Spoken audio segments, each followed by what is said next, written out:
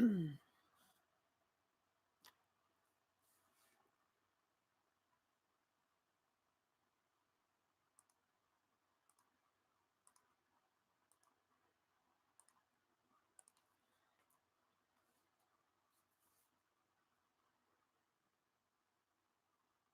Gail. I'm just getting set. I got to go grab my phone. Here, let me leave. My phone was charging up in the other room.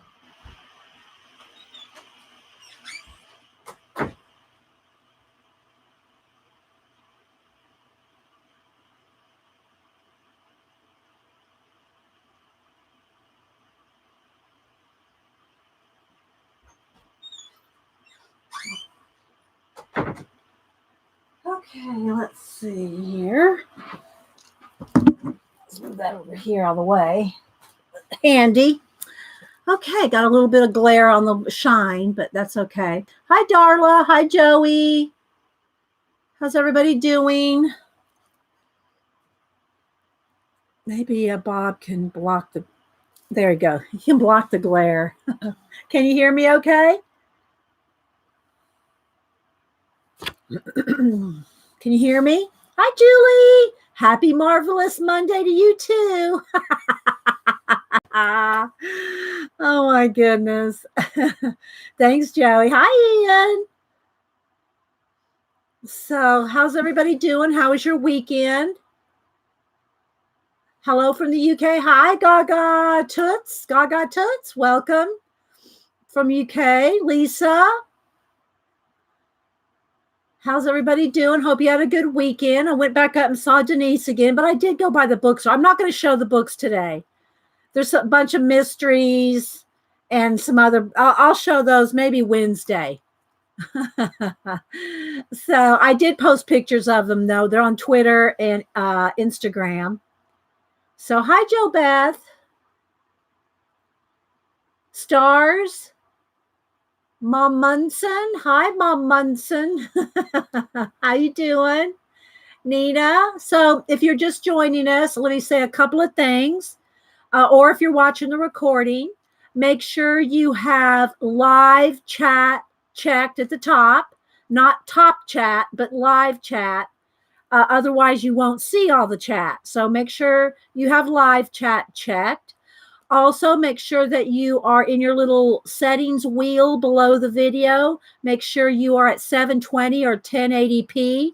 And if YouTube glitches or anything, sometimes it can default back to 144, so you'll have to change it again. So just make sure that you are at the highest quality that you can watch. And hi, CBC. Hi, Cheryl and Essie. I come on a little early to say good morning to everybody. Hi, Awful. How you doing? Good to see you, Deborah. I met Awful on another channel. Hi, Louise. So make sure that your settings are at the highest quality you can watch. Let's see what else. I think that's it. So I just like to come on a little early and say good morning. So what I thought I'd do today is we haven't done any reverse collage mixed media for a while, just because we've been busy with, and I still haven't done today's Inktober.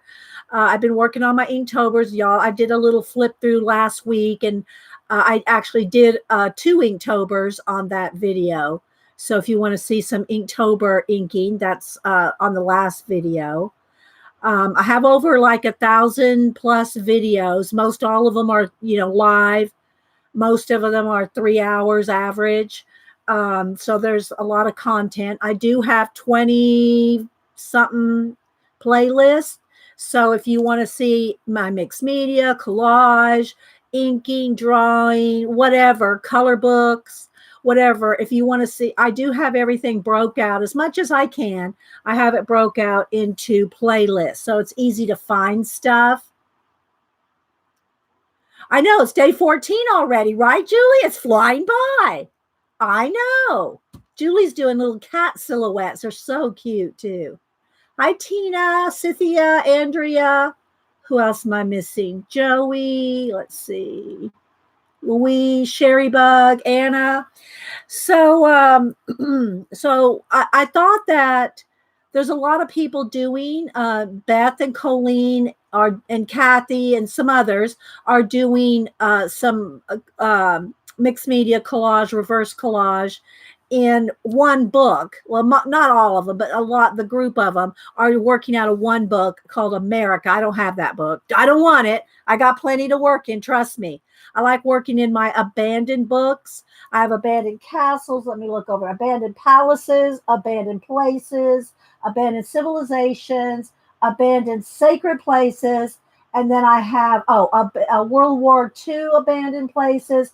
Then I just have some singular ones of secret cities, abandoned America, abandoned theme parks, forgotten heritage, lost cities. So trust me, I have enough books to work in my collage work. And I love my Kieron Connolly. I love my Kieron Connolly books, the abandoned ones. So, yeah. Let's see. Jerry. Hi, G. Abstract. Hi, Bacola. Elaine. I said hi to Darla. I know I'm missing people.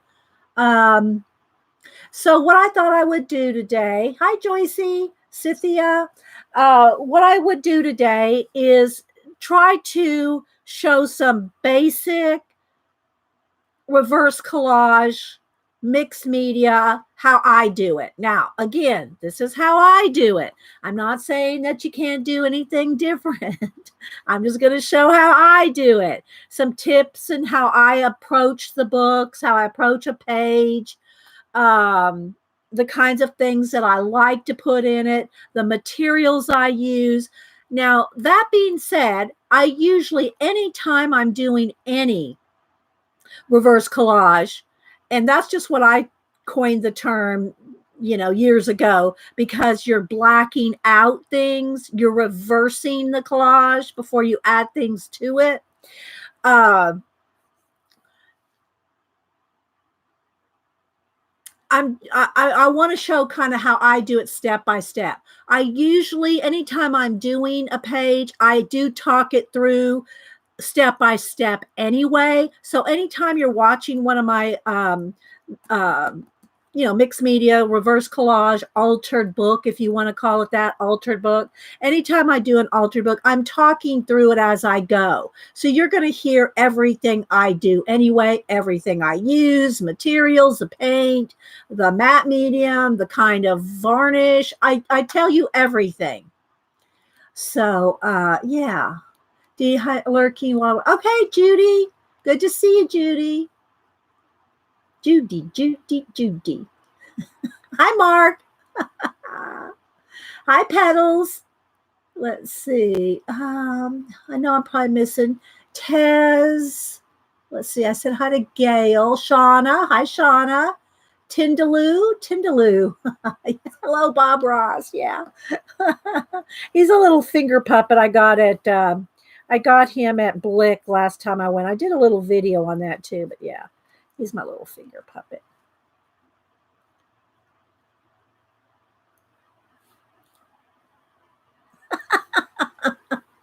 I also have Andy Warhol. They're friends. They're buds. Hi, Pamela. Okay. Well, I'm going to show it to you. I'm not going to try to finish a page today. That's not going to be my goal today. I've got plenty of pages. Just look in. Picola made me make a playlist of abandoned projects. So I have a playlist just for that of completed pages, posters. I do full on posters, big, huge pieces of collage. And then I also do the abandoned books and altered books and things like that. Hi, Jean. How you doing? You knitting this morning, Jean? Knitting a turkey? I was kidding. Canadian Thanksgiving the other day, I was teasing Jean, are you going to knit a turkey? Because Jean is like all into the knitting right now. Uh, and so anyway, there's plenty of pages that are completely finished. I'm not saying we won't complete a page, but my object today is to kind of take you like step by step, kind of talk about it, slow it down, shows just some little mini things I do. Now, you don't have to do everything. I did make a list. I'm going to talk about making your own list of symbols and things that you like to put in yours. Don't feel like you have to use abandoned books. If you don't like abandoned places, if you don't like weathered, worn down buildings and places, if you don't like that, don't get that book because you're not going to work in it. You're not going to complete it. You're not going to enjoy it. You want to get a book of something you like Colleen and Beth and them, they're working in America. So there's all these different places, all of America. There's fields and barns and I don't know what all. And so, hi, Janet. And so if you might want to get a book like that, or you might want a book of all gardens. You might want a book of a city, Tuscany, Italy. You might want to get something, a place that you love. You want to get a book because they're coffee table size books. They're big books. You're going to want to get a book that you like working in, or you'll never finish it. I mean, I don't know that I'll ever finish. I love these books. I don't know that I'll finish it because there's so many pages and I'm working in 15 different books. So you want to get a book that you love. Find a picture book, a coffee table book of things that you absolutely love. Otherwise, you are not going to want to play in it for years at a time. Some of these books I've worked in for 3 years. You don't want to get a book you don't like the subject matter. Just because I like abandoned places doesn't mean everybody does. Same thing for my motifs. I wrote out, and I'll read in a little bit, my list of motifs and things I like to put in mine. But that doesn't mean that's all I'll ever put in it. And it doesn't mean that you have to use any of the things I like. So kind of clarify all that right there. Let's see. Who am I missing saying hi to? I think I've said hi to everybody. Thanks, everybody, for the thumbs up already. I appreciate it. Tindaloo says, I got a big old fairy tale book, got almost free secondhand from Mixed Media Journaling. Oh, for Mixed Media Journaling. Yeah, I got, I don't know if you're talking about the same one. Is it new? Is it out? Or is it a brand new one? Because I got one too, but I'm not going to show it today. I'll do books on Wednesday. Okay, Judy. Yeah, I have to do my Inktober for today still too. Oh, you're welcome. You're welcome, Judy. You got your vintage crochet book I sent you? Yeah. Hi, Mary. How you doing, Mitz? Elaine, I said hi to Elaine. I know I'm missing people. Thanks, everybody. Okay, Mary. I know Mary does early morning, like 3 hours ago. So like 6 o'clock in the morning, she'll do Mary streams really early. So if you're up even earlier than my stream, Mary's like 3 hours before me. She streams. She's practically in the middle of the night. But Mary does awesome. She does a little everything. Stamp carving, art journals, a little everything. Hi, Arlene. Kyla. Who else am I missing? Yes, Shauna, question. Yes, Shauna. What is the question, girl? So, hi, Susan.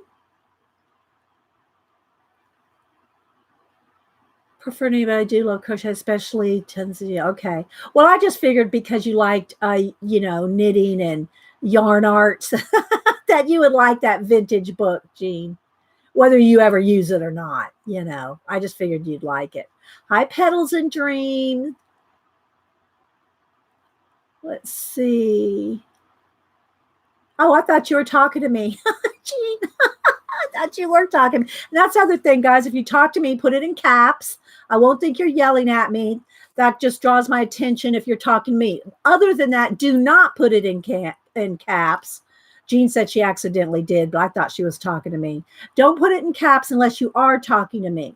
Shauna says, I know you were taking some in Vaughn's place. Oh, you mean on a Friday, Shauna? Yeah, I don't do it very often. Has anybody heard from Vonnie if she's coming back on Fridays? Yeah, I did 1 or 2 days. I did 1 or 2 Fridays. But I stream every Monday and Wednesday. I usually come on about 8:30 Eastern time to talk a little before I start a project. Which reminds me, I got a tweet. Oh, read about if it's already gone off. I can't. You'll have to put it in again, Shauna. You'll have to just put it in again. I can't. I'm not scrolling back because I don't. I don't know what you said. Just put it in again if you don't mind, or copy and paste it. Um. Yeah. Hi, Kia. Let me go ahead and tweet real quick while I'm reading chat. Let's see. Coffee and art in the morning. Live. Let's put my little coffee. I don't know where my little palette is. There it is. Link in profile. I'll be out for a few weeks. I was thinking of some Friday morning for streams. Thinking of taking some Friday morning. I mean, you'll have to get with Vonnie on when she wants to stream. I don't know when. She said she'd be back after the summer, so I have no idea, Shauna. You'd have to get with Vonnie on Fridays because I don't stream on Fridays. I just did 1 or 2 over the last few months on a Friday. You'll have to get with her. Let's see. Link in profile.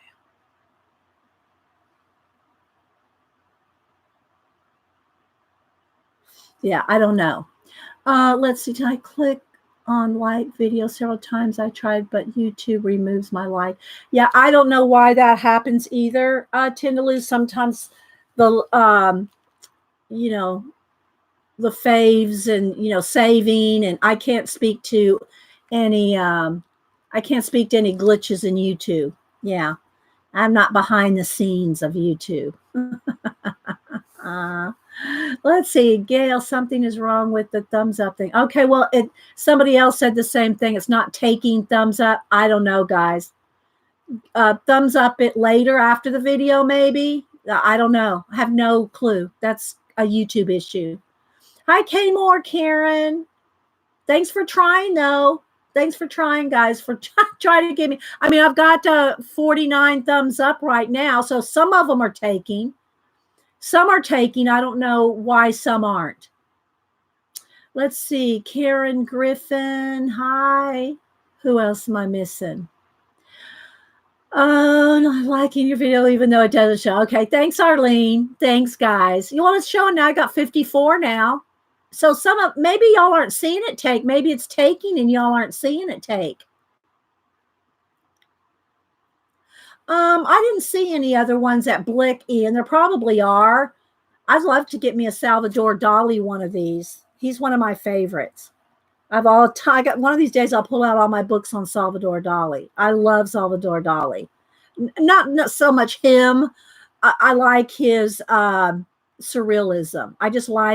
I like symbolism. So, but I don't know if it'll give me more than one, Sherry. You might hit it 5 times, but it may not give me 5. It may just not be showing on your end. I don't know why the like is switched off. I'm seeing them. See, that's the thing, Ian. I'm seeing the thumbs up. I have 57 now. So it's either YouTube or somebody else. Yeah, so y'all aren't seeing them all. Well, I'm seeing them all here. 58. I don't know what the deal is. I've never had that happen. I've never had my thumbs up go not work. So anyway, okay. Yeah, I don't know, awful, because I've got them showing up here. All right, well, let's don't worry about it, guys. Thanks for trying. Give me a thumbs up. If it doesn't take, it doesn't take. Hi, Lena. Working and lurking. We love our lurkers. We love our lurkers. All right, so here's the thing. I pulled just abandoned castles. I'm going to show a few pages I've done. Pretty much everybody has seen me work in abandoned books. Let me move that light off there. There we go. That ring light. Everybody's seen me work in abandoned books before. But remember, today I'm going to try to kind of talk it through a little slower, take a little more time, like that, and talk a little bit. If you have questions, I'll try to capture that. I'll try to catch them, put them in caps, so I can try to address everything from the beginning to the end. I already talked about you want to pick a book that you like. That's number one. Don't just go out and get abandoned books if you don't like abandoned things. If you don't like a little bit of creepy, a little weathered, a little abandoned, then don't try to just say, oh, I'm going to get an abandoned book, because everybody likes the abandoned books and everybody's working in abandoned books, but you won't stick with it. You won't stick with it. Hi, Sharon Hill. Who else am I missing? And if I see Sharon Marlowe, she apparently left a tweet saying asking about our video. I did message her and left her some comments, so she hasn't acknowledged it. She may not be awake. She may not be on Twitter, but I did acknowledge her issues with her video in Messenger, or not in Messenger, in Twitter messages. So if she comes in, I need to tell her to go check her messages. Okay, so let's go ahead and get started. First off, I do have two of a lot of books. Thank you to the Fibs, which are friends in the box. Thanks to the Fibs that have doubled me up on some books. I think on all my these are the ones I have two of. Abandoned Palaces, Abandoned Places, Abandoned Castles, Abandoned Civilizations, Abandoned Sacred Places. 1, 2, 3, 4, 5. I've got these 5 that I have 2 of. YouTube notification clicked on and then clicked right off. Yeah, I don't know, Ian. This is the first time I've been on YouTube this morning, is when I booted up here. So we'll just keep fingers crossed and we stay connected and everything. Okay, so I have one here, and it's got the, they all have the dust jackets, but I do take the dust jackets off when I'm working on them, so I don't ruin the dust jackets. So I did go ahead and tab some of the ones that I want to show you, some of the ones I want to work on, and some of the ones I have finished. Now, the first few pages here, these are just some pages where I've blacked out the background. This is why I call it reverse collage, because I'm getting rid of things. I'm blacking it out. It doesn't have to be black. It can be any color. If you have a lot of blue and you want more blue sky and blue water, paint it all blue. Okay, but you're reversing out the things you don't want. Let's see. What am I going to do? I'm going to have to prop this up sometime, because I'm getting a glare. Let's put this back here. It's a little better. Maybe it's a little bright. Let's turn down the lighting just a tad. There we go. That's better. Yeah, thanks, Julie. Oh, thank you. Thanks, Kim. Thanks for being here. Yeah. Again, I'm probably just going to do some sample projects, some sample things. Because I want it to be more of a demo today rather than a completed page. I've got tons of completed pages. Look in my playlist. They're abandoned. I think, isn't that what it is? Abandoned altered books, Picola. What is the playlist called? But anyway, you just go in my playlist. You'll recognize it when you see it. My sound is crackly. Is it for anybody else? Is it crackly for anybody else or just Ian? Can anybody say? I don't know. It is crackly? No, yes. Some say yes. Okay, I don't know what to say about that. Again, maybe YouTube's having some issues. It's clear now. It's fine. Okay. Okay, so yeah, a lot of these issues, guys, there's nothing I can do about it. I feel for you, but it's nothing I can do. Okay, thanks, Ian. All right, so the first thing I do usually for me, and because I add a lot of space themes, outer space, I do put a lot of black in my backgrounds at first because I know that I'm going to do outer space themes. So I have here, let me get a sip of juice here. So what I like to do first, and sometimes I'll go through the book if I just don't, feel like doing any collage, thing, and I'm just sitting here watching someone, and I know I want to get some more collage work done. I'll take a book, open it up, and go page by page by page, and just black things out. That's apparently what I did here for a while. I just went page by page and started blacking out. So you can see there's tons of, just probably about 20 pages here at the very beginning where I did that. Okay, here's where I whited out the text. And I do like to read, I do like to read the text. And then I just black out because I know for me, I'm going to add a lot of space, outer space. Hi, Sean, Sherry Bug. I know I'm Pamela. I know I'm missing people. Thanks everybody for being here. Thank you. Altered and Abandoned. That's what it is. I have 43 videos in just that playlist alone.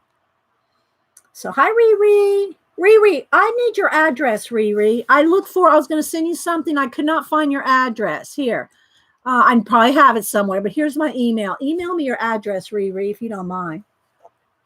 So that's what I've done for a lot of these pages. So you can, if you're not sure where to start, if you're not sure what to do or how to start your altered, abandoned, or I call it abandoned because most of mine are abandoned books. But I'll try to say altered book. I'll try to make myself say altered book. But then start by just reverse collaging out the backgrounds. Okay, just start with the backgrounds. You can also reverse collage out other elements.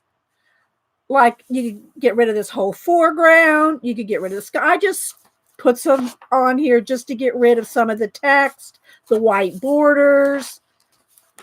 But that is by no means. And also, look, make sure it's dry. If you don't make sure your paint is dry and you close the book, you're going to, do this going to stick. The other thing I would recommend is always put, let me get some here. When you're working on your pages, always put some wax paper between your, behind your pages that you're working on. Not that I care that black might get on the edges or anything, or a color get on the edge, but if you're not careful, especially if you're going all the way to the edges, you can glue your pages together. Same thing when you use your matte medium. Again, this is what I use to do all my collaging with, is golden matte medium.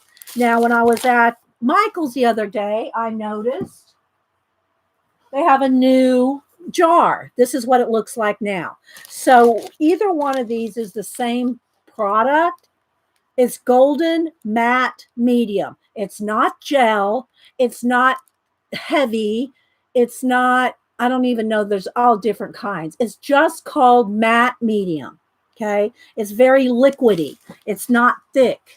Not that there's anything wrong with any of the other products, guys. I'm not dissing on any products when I just tell you my preferences.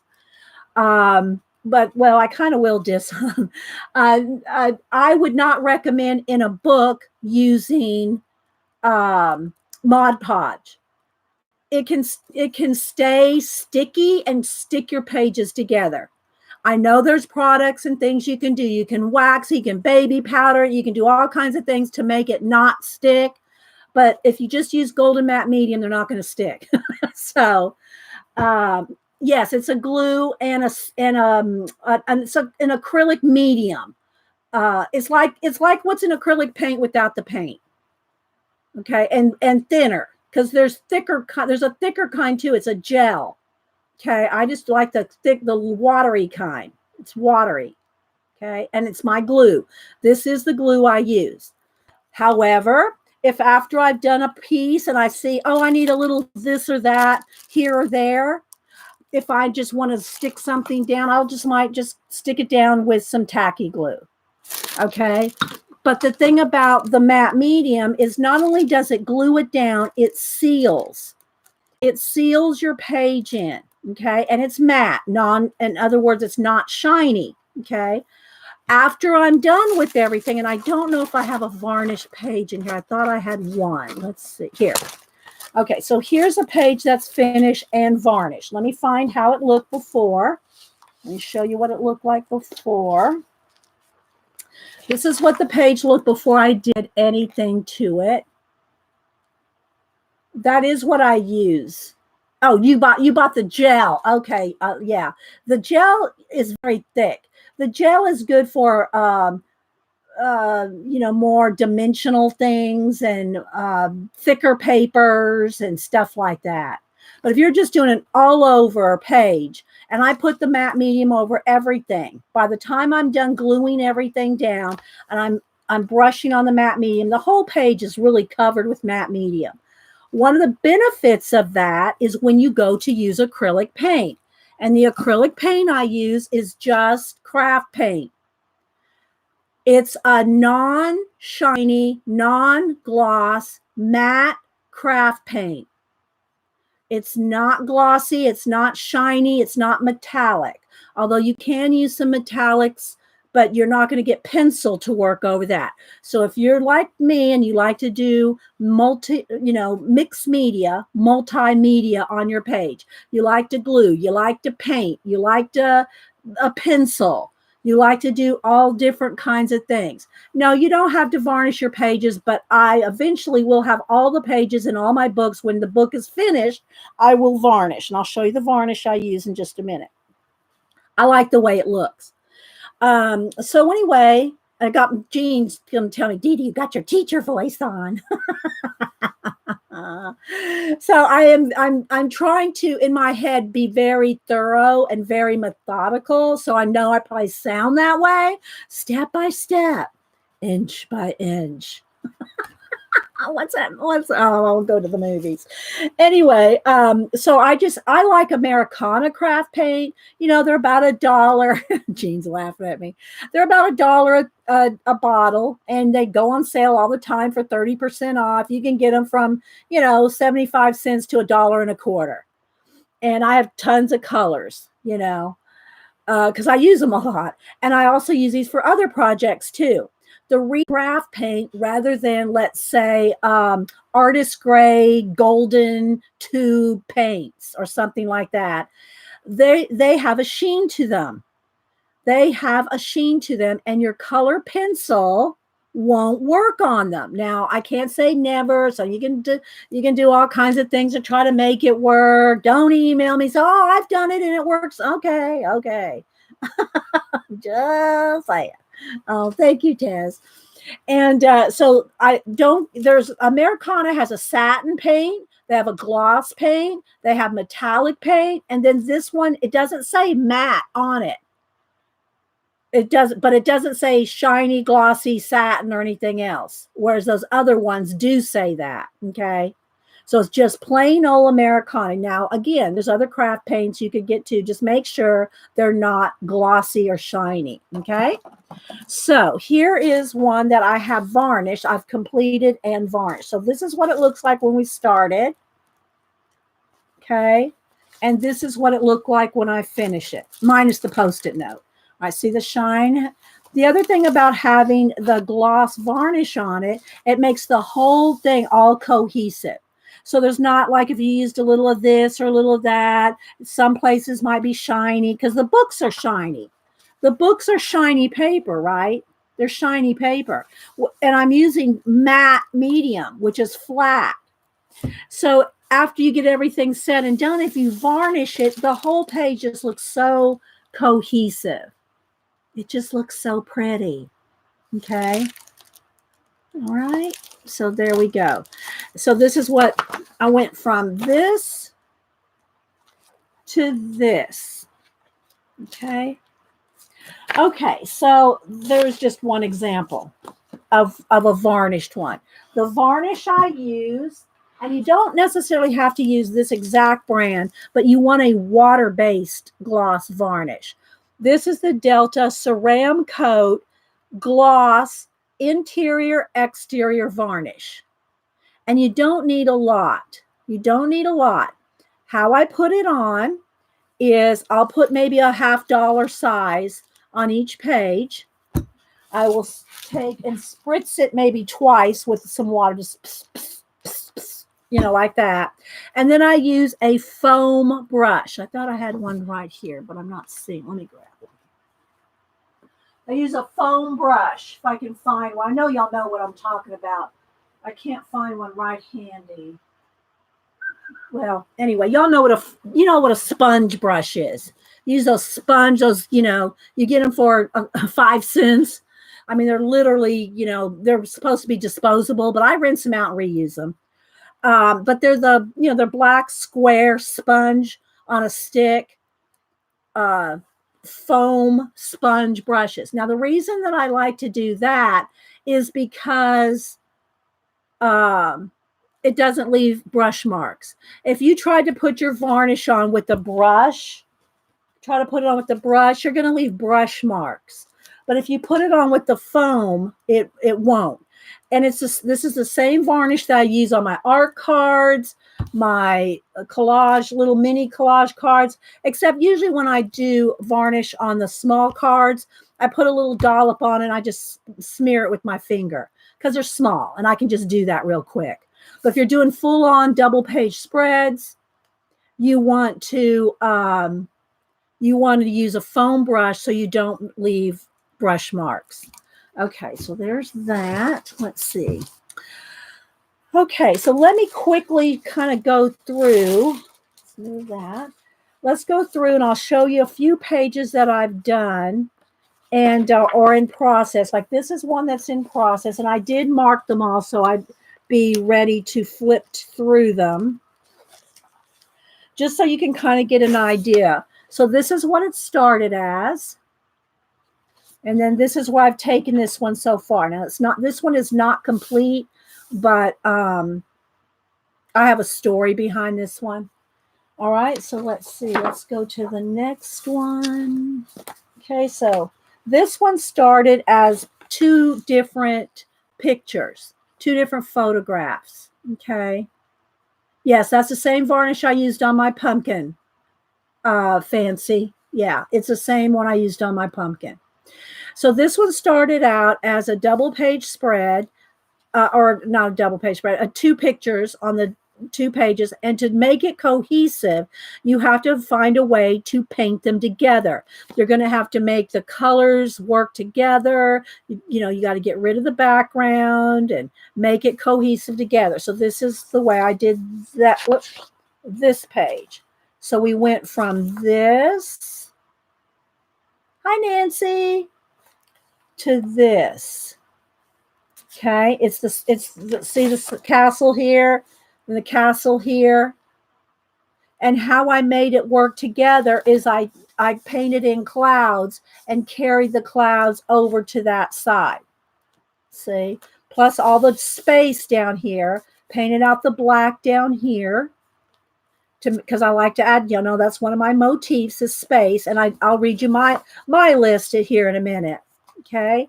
I also added, rarely do I add anything even faintly dimensional. It's usually always just paper and paint. But I did add a couple of pieces of leftover torn stencil on this one. And this one's not been varnished yet. So you can see a little bit of stencil in there, like right there, you can see some. Okay. But I don't like to do that because if you add dimension on a page and when you go to do the next page, you might be fighting a texture. So I just like to use mostly just paint and flat paper.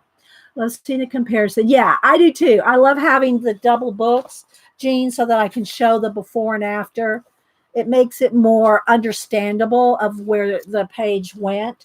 Okay, so the next one is this one. Oh, I've already showed you this one. This is the one that is varnished. So again, it went from this. Hi, Chandler. To this. And again, this one is varnished. So you can see the shine. All right, so let's see what else did I mark here. All right, this one. to this one. And again, this is not varnished yet, so it doesn't have the shine. But we started with this abandoned place and turned it into a fish aquarium. That's what it is in my head anyway. It's an aquarium. Like a fish aquarium world, if you will. Okay. Then let's see. And then I have these pink ones are the ones I want to use for demos. So I'm going to skip over those for now because those are what I want to use for demos. Okay, so let's go. I tried to mark them with different colors so it was easy to get to. Okay, so then we went from this page. I wouldn't know what to turn the picture into. Well, I'm going to talk about your themes here in a minute. I'm going to talk about that. And you can also do like Beth and Colleen and them, they pick a theme. They pick a theme ahead of time, whether I think they did one, and I don't watch the show from start to finish, but I like one of their shows was on haunted houses, I think, for Halloween. So they start with a theme. You can always start with a main theme. I do more start with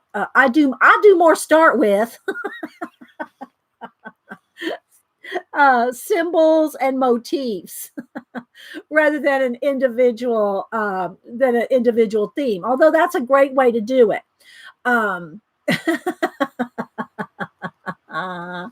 Yes, Jean. All right, so let me turn this. Okay, so this is what it started as, and this is where I took it to. So again, really the only thing I really kept here was the bridge. Okay, I kept the bridge. I added my own mountains, my own door there. You know, this little bit of black right there is that little bit of black right there. But oh, let's see. Jamie's Coloring Love. Hi. Shannon Wooters. Hi. Yeah, that's why I don't recommend Mod Podge. It can stick your pages together. Okay. All right. So then let's go to the next one I have marked that's done. Okay. Let's see here. Let me flip to it. Okay. So this one started out as this and then turned it into this.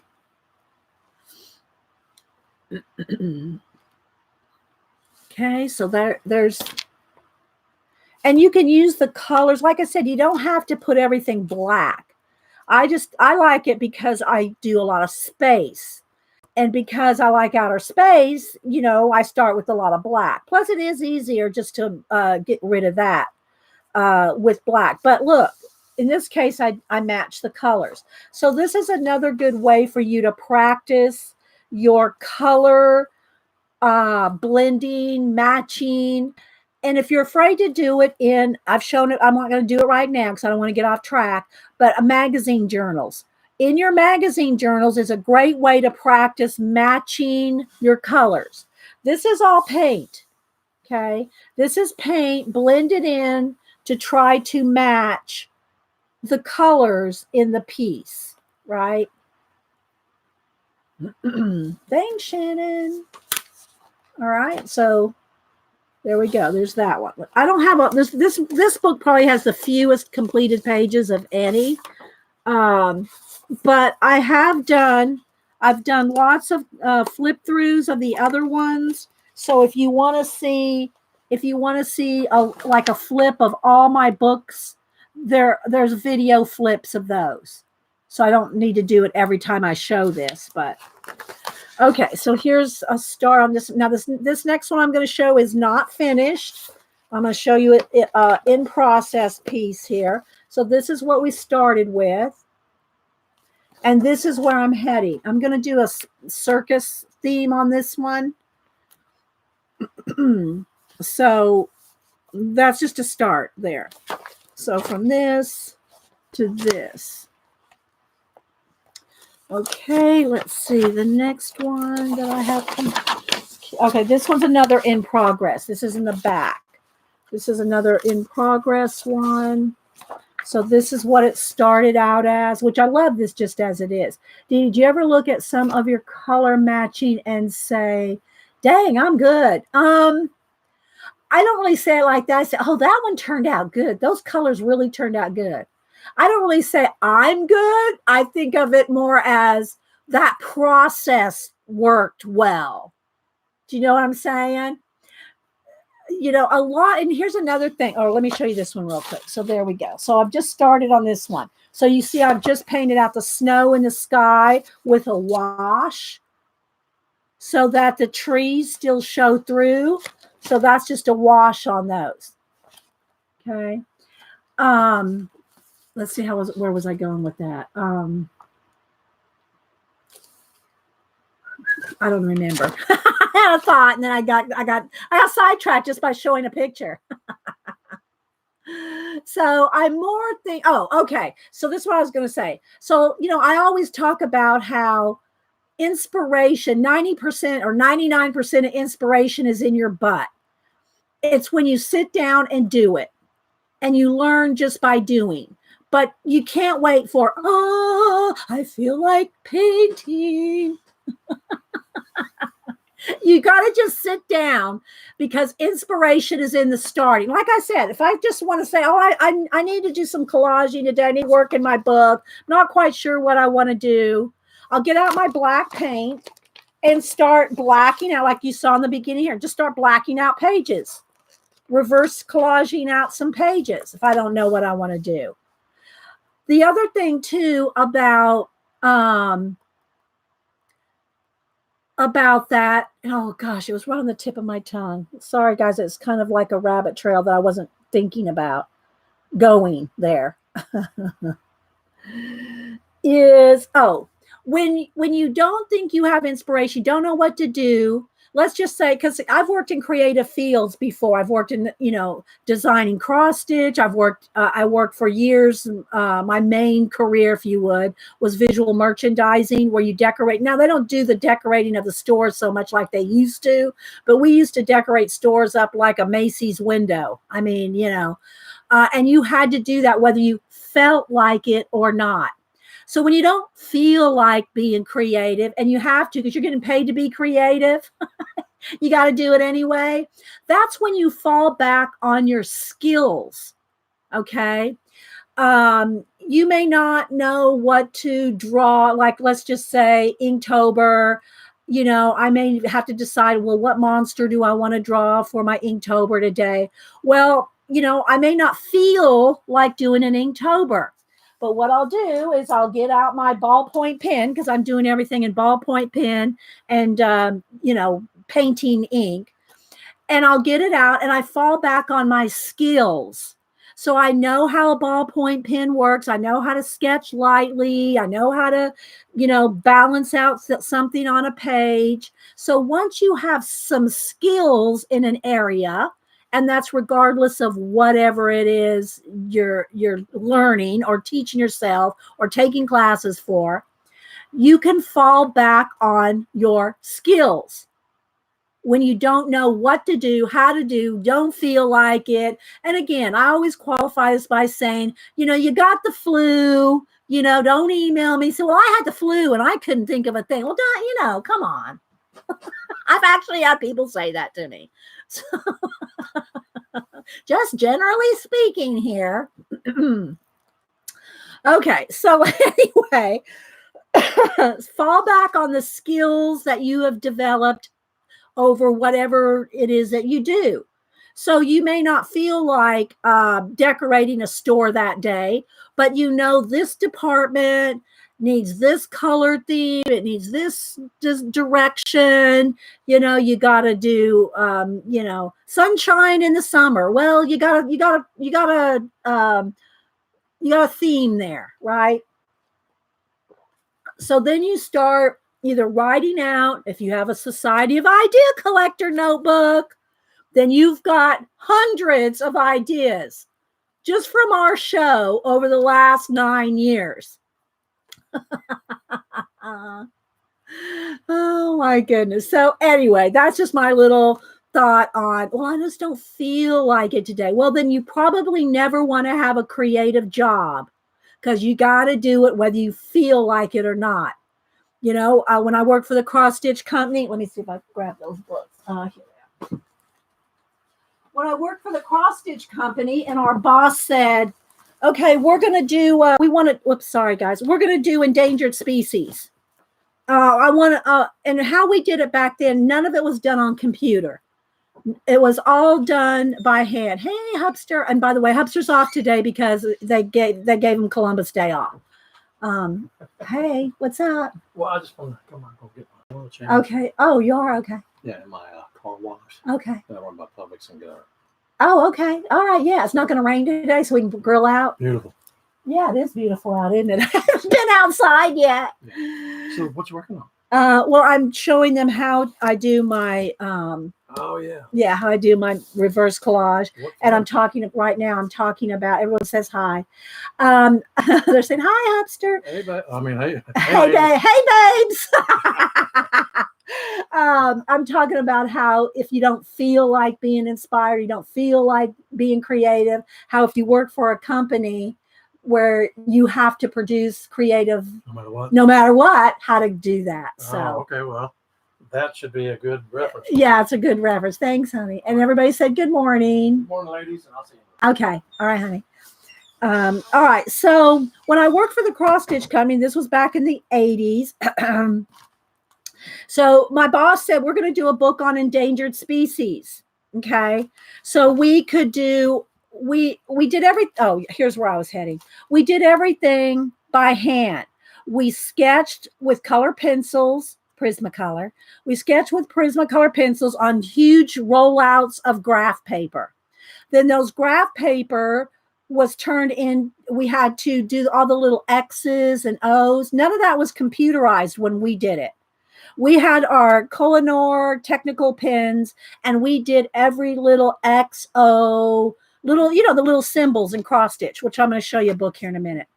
We had to do every bit of that by hand. None of it was computer generated. Now I'm sure they can just put in, color dark red or all X's. Click, and it probably just pops up red X's everywhere. I don't know how they do it anymore. And I never really did cross stitch. I was just a designer. I don't like sewing, although I did learn, I had to learn how to cross stitch because, I work for a cross stitch company. So everything was done by hand. Okay, so what we would do is we would get out sketch paper and our color pencils and sketch it out. And then we would color it. We'd have to color it to know what color to turn that into thread. So then we would have our DMC floss charts, and we would compare the color pencils, because there was enough color pencils in Prismacolor, even back in the 80s. There's always been 120, I think. I don't know. And so anyway, in our DMC floss colors, and we would get the closest color that we could to our sketch. And then we would line art and X and O one by one. Let me show you a chart here. Okay, here's a chart. This was all done by hand. Now, it wasn't done this small. The squares were 2 inches. They're 1 inch here, but we did them on 2-inch squares. Okay, so we did this clay-coated paper, and we used our Kohinoor technical pens, and one by one we graphed this out. Okay, we hand graphed all this out with our pens. That's all hand done. And again, it was on 2-inch squares rather than 1-inch squares, and then they shrunk it down for the book. We also had to have clear overlays, because what we would do is do anything with red symbols. And the reason we did an overlay with red symbols is so nobody, at the time, it was hard to copy red. Okay.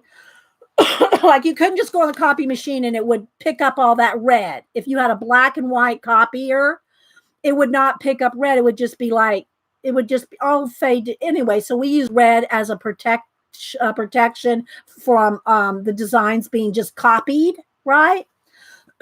So we had these overlays, and then on the overlays, we did any symbols. We did them in black, but the overlays were printed in red.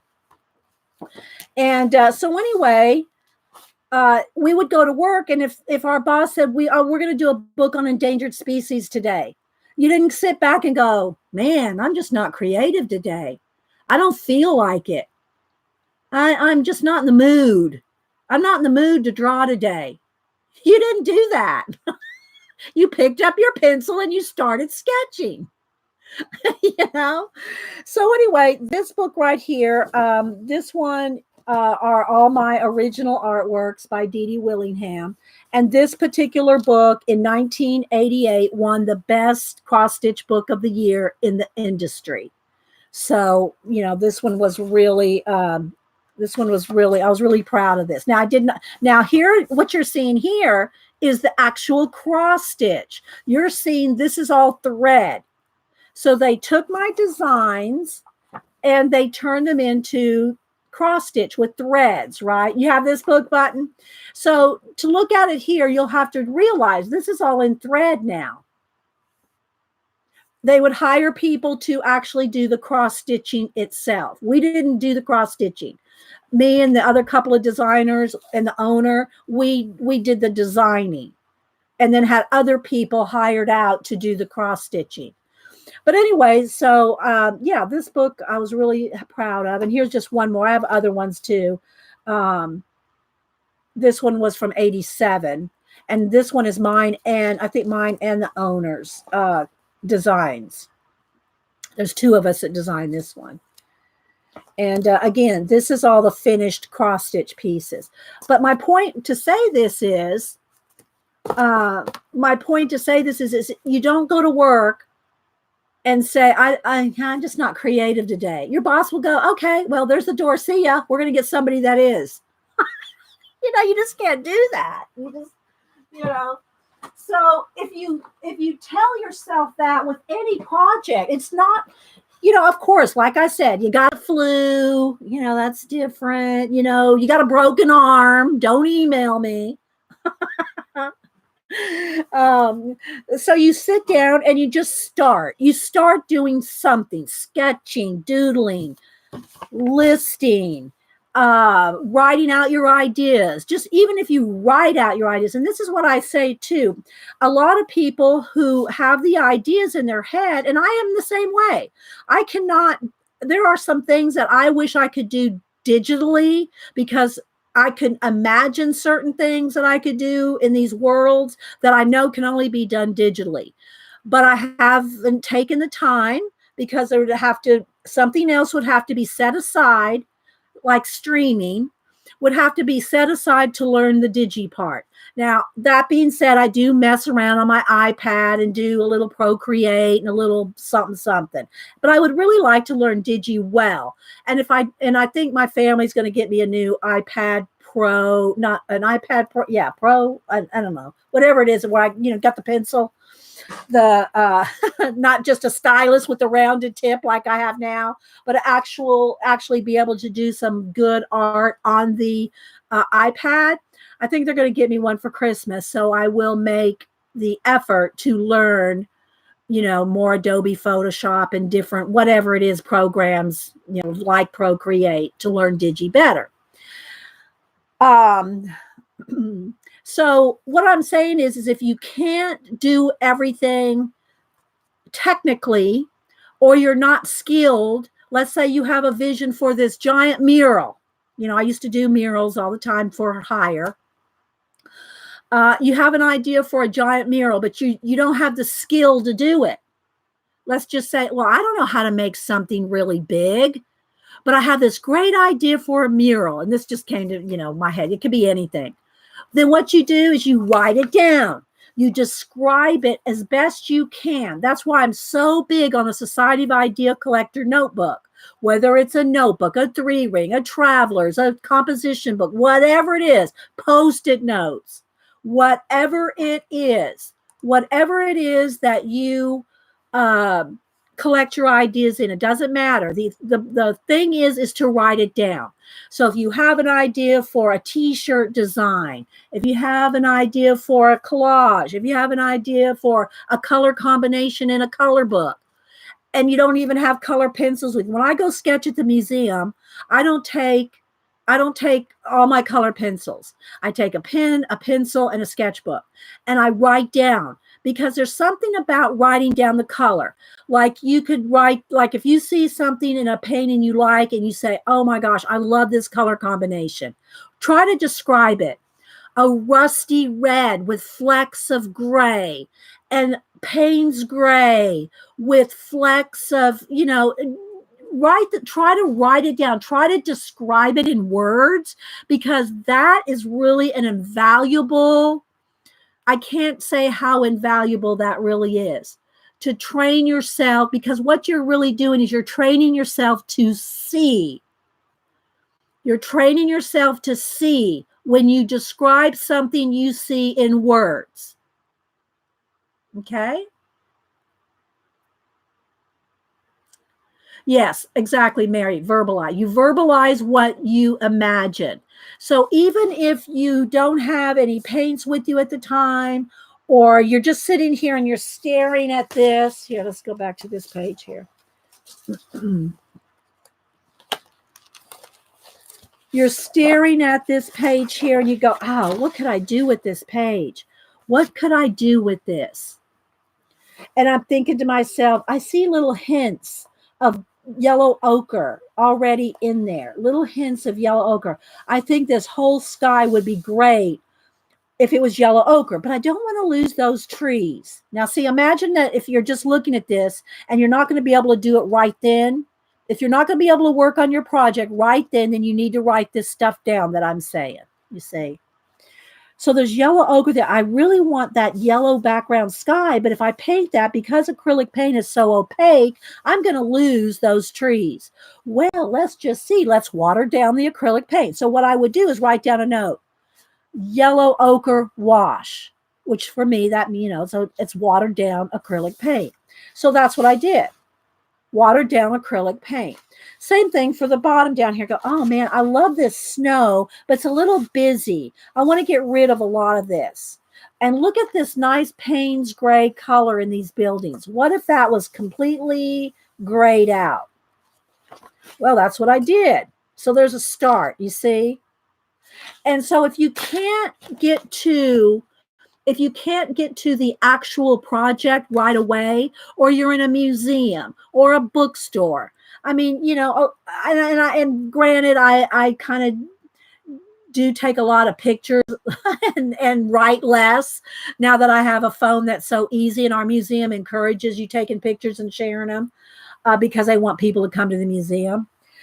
So I do take a lot of pictures, but if I have a sketchbook and pencil or pen in my hand, I'm writing down color combinations, looking at things. What do you see? What is this painting? What if you had to describe what it meant to you, what do you see in there? And that's also like if you see a lot of surrealist or any kind of symbolism in paintings or in books or wherever you view your art. A lot of say Dolly, his individual, his melting clocks could mean one thing to him. But what if he doesn't tell you what it means to him? What if I didn't tell you what my watches mean to me? I mean, other than the obvious of time. And I'm going to read my little quick list I made for an example today. If I didn't tell you what I meant by my symbols, those symbols might mean something totally different to you. So you need to analyze the things that you view. Why, the artist might have meant this, but what am I seeing in it? What does it mean to me? Gaga, you can't use watercolor on a shiny paper. This paper is glossy.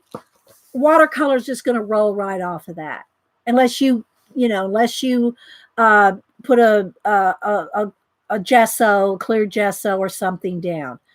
And for me, I might as well just water down acrylic paint rather than that extra step. But you can't put watercolor on glossy. Okay, so when you're looking at different things, always have a sketchbook, a notebook, a traveler's, a TN insert with you.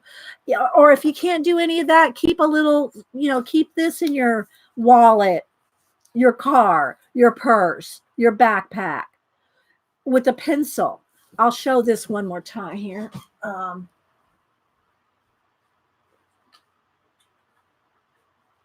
Here is what I need a rubber band to show you. One year when we went to the beach, this is what I took. I don't even know if I use a pen or just had just a pencil. This is what I took to the beach one year. I wanted to do some sketching on the beach. Now, I'm going to show you this. You're going to be surprised at how much fits in this. Okay? I took this to the beach to sketch in. This is one file folder, one rubber band, one pencil, and a bunch of ATC size cards. ATCs are 2.5 by 3.5. And I think I could fit in here. I don't even know. I think one time I had 50. At one time I had 50 in here. 50 ATCs in these little different pockets, spread out amongst, there's front and back. And I've shown how to make this little mini ATC file folder holder before.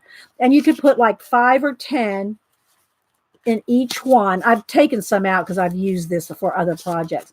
But you can put all your little, and then put a rubber band around it, and you could do 50 drawings or more. You could even draw on the what do you call it here?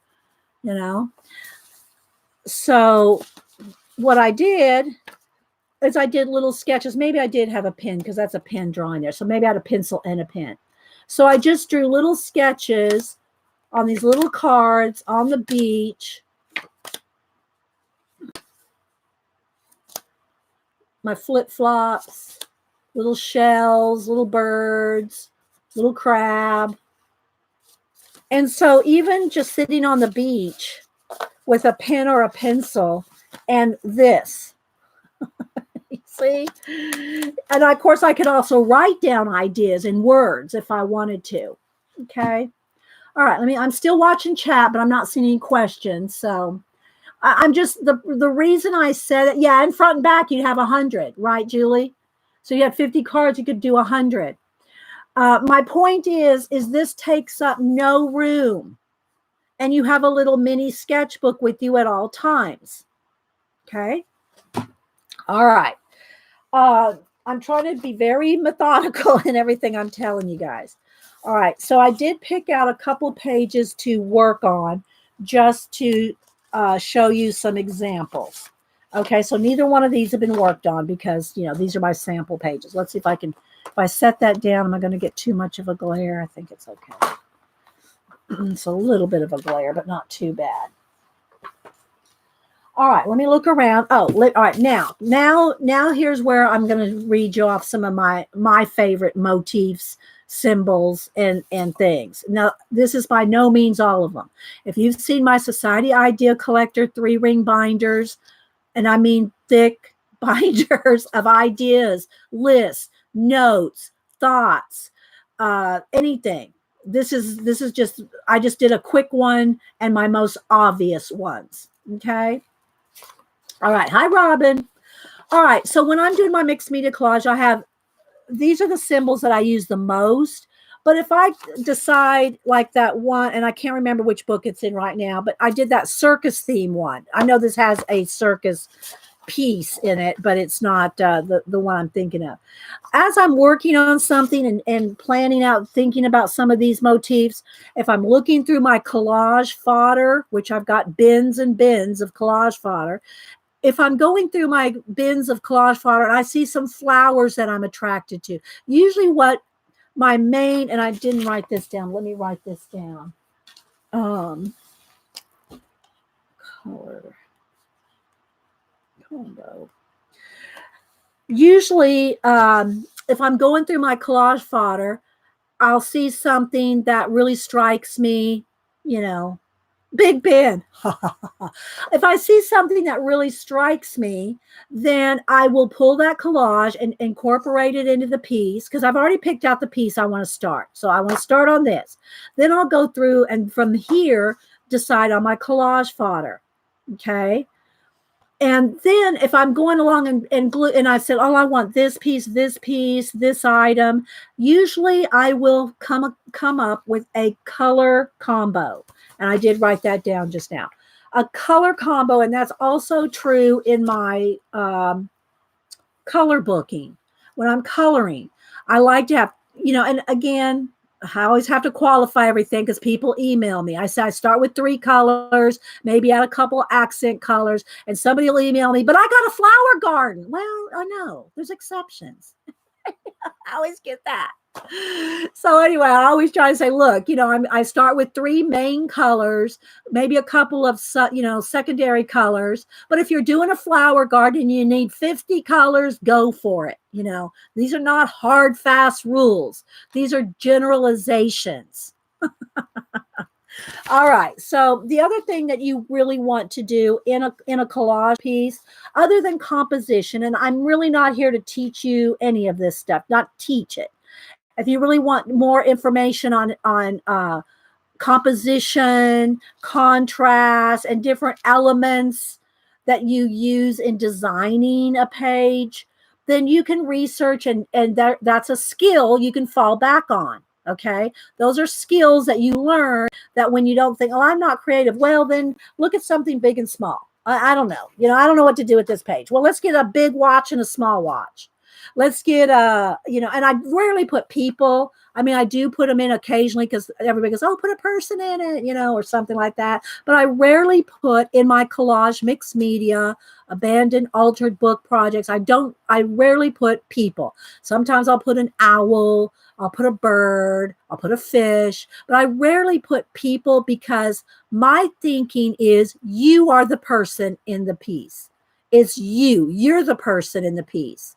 So when you're looking at this, it's about you looking at it, not about a person looking back at you. Okay. It's not about a person looking back at you. It's you looking at the piece. So I don't put people in my mixed media collage pieces very often. All right. So, but think about some contrast, big and small, light and dark, black and white, and black and white can just also be dark blue and yellow. I mean, it doesn't have to be black and white, but light and dark. Yeah. And again, I just did this real quick this morning before I started the show, just to write down some basic stuff, because it's not about what I think about it. It's what do you like in your themes? These are the symbols, motifs, and themes that I like in mine. But again, you may not like abandoned books. That some people get freaked out about deteriorating, weathered buildings.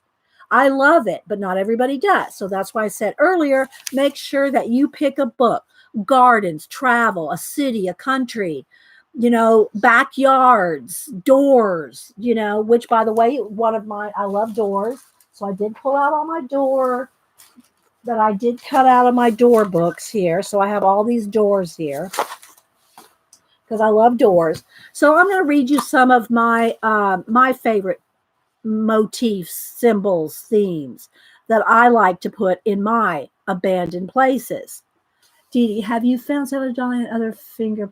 No, somebody else. Oh, you did? You found a Salvador? Okay, I'll go back and look at that later. So Ian did find a Salvador Dali finger puppet. We were talking about that earlier. Where'd mine go? Here we go. So I have Andy Warhol and I have Bob Ross finger puppets. And Ian just said he found Salvador Dali. Okay, so some of my symbols and motifs are clocks and time. Watches, clocks, anything even kind of mechanical that could be some kind of an element used to measure time. It could be just something all mechanical, gears or something. If I put watch hands in it, then it's a symbol of time for me. So it doesn't have to actually be an actual watch or clock, but usually that's what I use the most in my pieces. Just so it's obvious that it's an element of time. Do you ever get those books do you ever get those?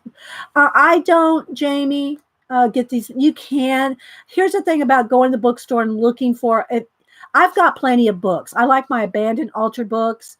And I've either bought them at Amazon or the Fibs have gifted them to me. And so I don't need any more of these books.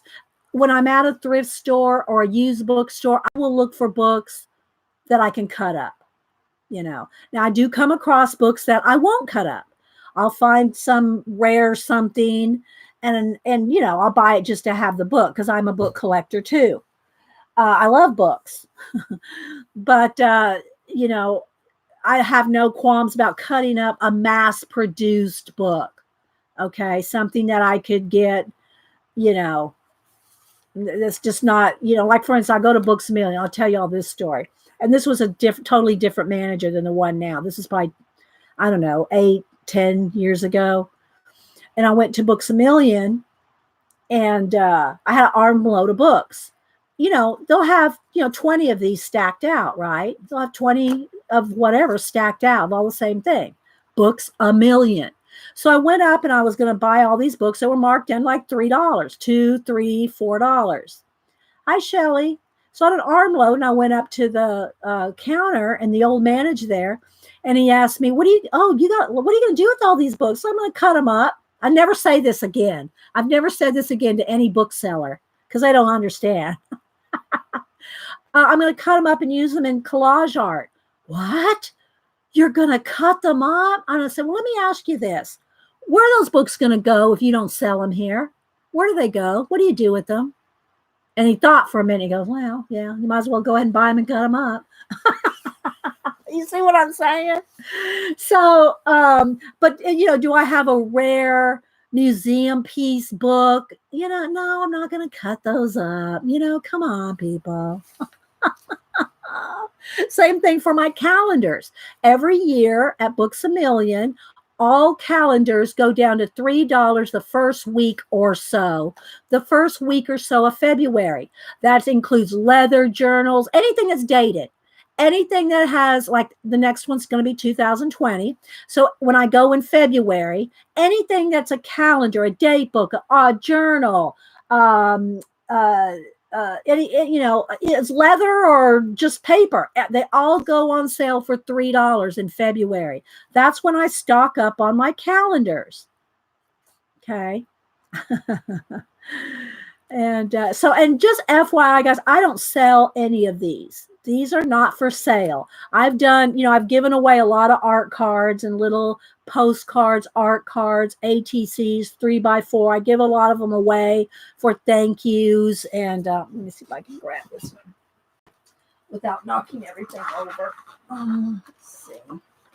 Here's some of them. Do I have another tray? Where's another tray full? So I have a lot of different, what do you call these cards? Not iCads. Rolodex. I have Rolodex cards, and it's all the same process. These are all the same process that I use in my abandoned books, in my abandoned altered books. They're all the same. Here's a postcard. So I have postcard size. I have Rolodex size. I have, let's move this over here. I have, I used to do ATCs, and then I stopped doing artist trading card size, which is 3.5 by 2.5. And now I do 3x4s. So anytime I do art cards, and I used to do tons of these and gave them away to supporters of the channel, but we just haven't had a chance to really do many more of these lately. But it's all the same process, except I'm starting with blank cards here. Okay. So these, I start with blank cards. And that's another thing I tell people that want to start collaging. And they'll say, well, I just don't know what to start with. Then that's why I recommend a book to start in, because you got something there. You got something to work with. Rather than my huge posters and art cards and different things that I do, here's some tiny ones. I've done these little bitty ones, and these are all started with blanks. Here's some little people. There's one with people in it. These are started with just blank cards.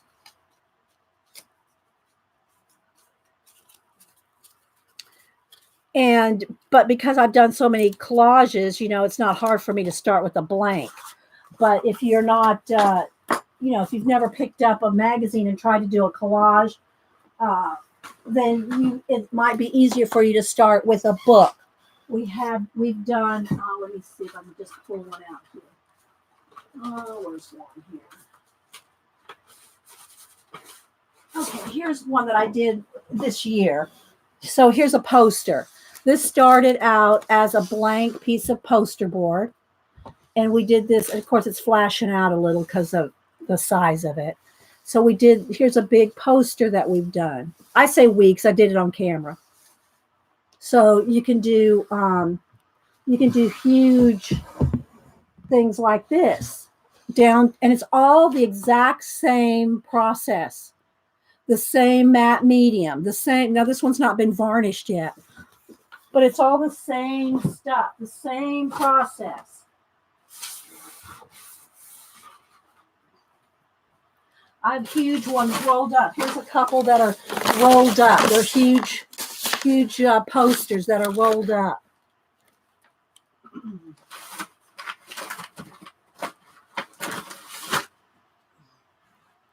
But when you have something to start with, you're not like at a blank in your head. You got something here rather than just a blank page. And I just like altering. I love abandoned places, castles, palaces, sacred places. What's the other ones?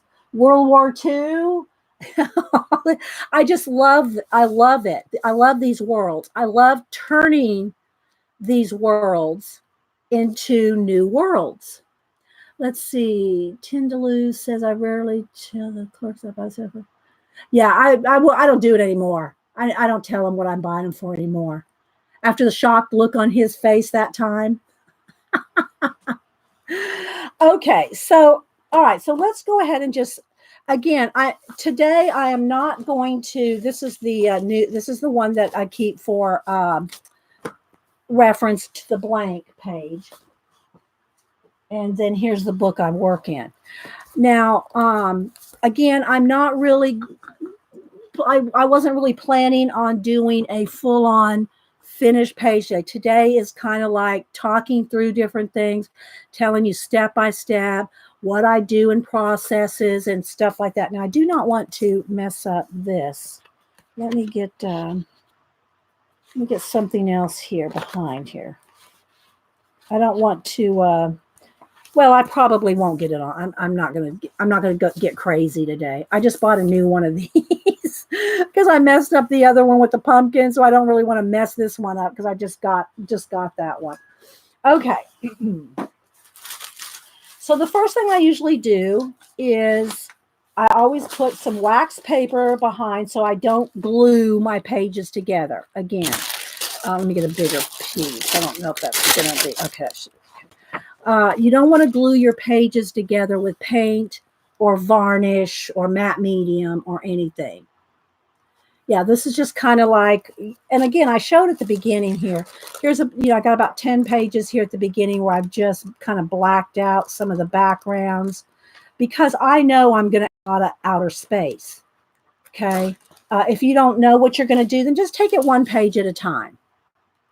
All right, let me take a sip of juice. And we got any questions? Oh, I was going to read my list real quick. So here are some of my symbols and motifs and themes. Clocks and time, water, waterfalls, and space, stars, and planets. Y'all know I love to splatter me some stars. Mist and clouds. I like some fish sometimes, as a motif. Abandoned, anything abandoned and weathered. Dimensions or divisions in space-time continuum. Mountains, bridges, doors, passageways, anything mechanical, gears, insides of watches, gears, anything like that.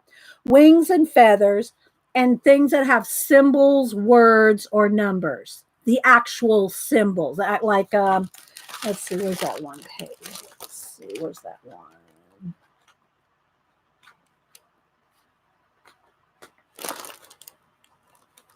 The one with the stencil on it. I have this one. So if you look real close, there's like numbers and words floating around the mist. Can you see the little stamped words and numbers going all the way around? Okay, come back to Mama Light. Hi, Eileen. So those are some of the symbols that I like. Okay. But that doesn't mean everybody likes to do outer space. They don't necessarily like to do mist or, clouds or, different dimensions. See, I like having different, you can see the space, you can see this dimension, you can see the background of this dimension. I like different worlds going on in the same, like different planes, different dimensions. I like mountains, bridges, doors. So that's just the things that I like. So you need to keep a list, a notebook, your society idea notebook, something where you're collecting your, do you notice that when you draw, write, and this is kind of a small piece of wax paper there. Do you notice anything when you're doing your work that you gravitate toward? Well, don't only just write down what you gravitate toward, write down why. Remember our society idea: who, what, where, why, when, how. I think I got them all. And Mary's why not? I love that. I wrote that down too, Mary. So, you got your basic questions of who, what, where, when, why, and how. And Mary added, why not? Well, anyway, you need to, or what if? Yeah, what if too. I think I have that written down too. I'm going to write that down too. Why not and what if? Okay. So thanks, Mary. So anyway, if you analyze yourself, why do you like those things? Why do you like the things that you do? Analyze it for yourself and write it down. And, it's the same thing. Like you have a dream, something wakes you up in the middle of the night with a creative idea, or you just get up to go to the bathroom and you think you're kind of half in a dream or something. And you go, oh, that attracted me to this or that color or this theme or that, whatever it is. Keep a little sketch pad or even just a Post-it note pad by your bed. Oh, thanks, Mary. So are you. Keep it by your bed. Write down that idea real quick. Or if you in your bathroom on a shelf or something, just somewhere where, anytime you have an idea, you have a little Post-it note or those, you can get those little sketchbooks or little journals. Here, I got these right here like this. Little sketchbooks. Here's my little Picasso one. Just some little sketchbook to keep, next to you, write down the ideas. Because I'm telling you, your brain, your mind, your imagination is going faster and thinking of more things than you could ever remember. And people say, I don't have an imagination. Nothing ever comes to me. Well, start writing it down and you will see how much of an imagination you really have. It's because you're not taking that moment. You're not taking that second, those few seconds, that 30 seconds. You're not taking that 30 seconds to grab it. It's just flittering through your head and out. And you're not taking that second or two to write it down. Once you write it down and you get in the habit of doing that, you're going to see how much of imagination you really have. Oh, thanks, Mary. You'll never really realize how much imagination you have if you don't write it down, because you're not thinking about it. It comes in and goes out just like that. Bam, bam, bam, all day long. Just like this. It's going through your head. And when you start writing it down and directing, and you'll start directing your imagination to certain things that you want to do, things you want to remember. And when you start doing that, you'll realize, oh, wow, I got more ideas than I'll ever be able to do. You'll have more ideas than you ever will be able to use. But because you're not taking that concentrated moment to think about it and then write it down, it just goes away. And so you think, I never have an imagination. Well, you never wrote any of it down. That's why you need a Society of Idea Collector notebook. Okay. All right. So I'm done lecturing you. All right. So I would maybe look at this page, and I'll try not to start with black just because I always start with black. I'm going to try to start with some browns and grays. All right. Let's see. We're not too shiny, so I think we're good in not having to prop up the box. All right. All right. So I'm going to get, and let me kind of show you what I use here. I use plastic coffee lids for my palettes. Now I'm going to say a couple things. This works great with acrylic paint. Acrylic paint is opaque. It builds up, it dries, and you can put other colors on top. Some people get distracted by the undercolors. Like it would be hard for some people to put red on top of this and just ignore the blue. You know what I mean?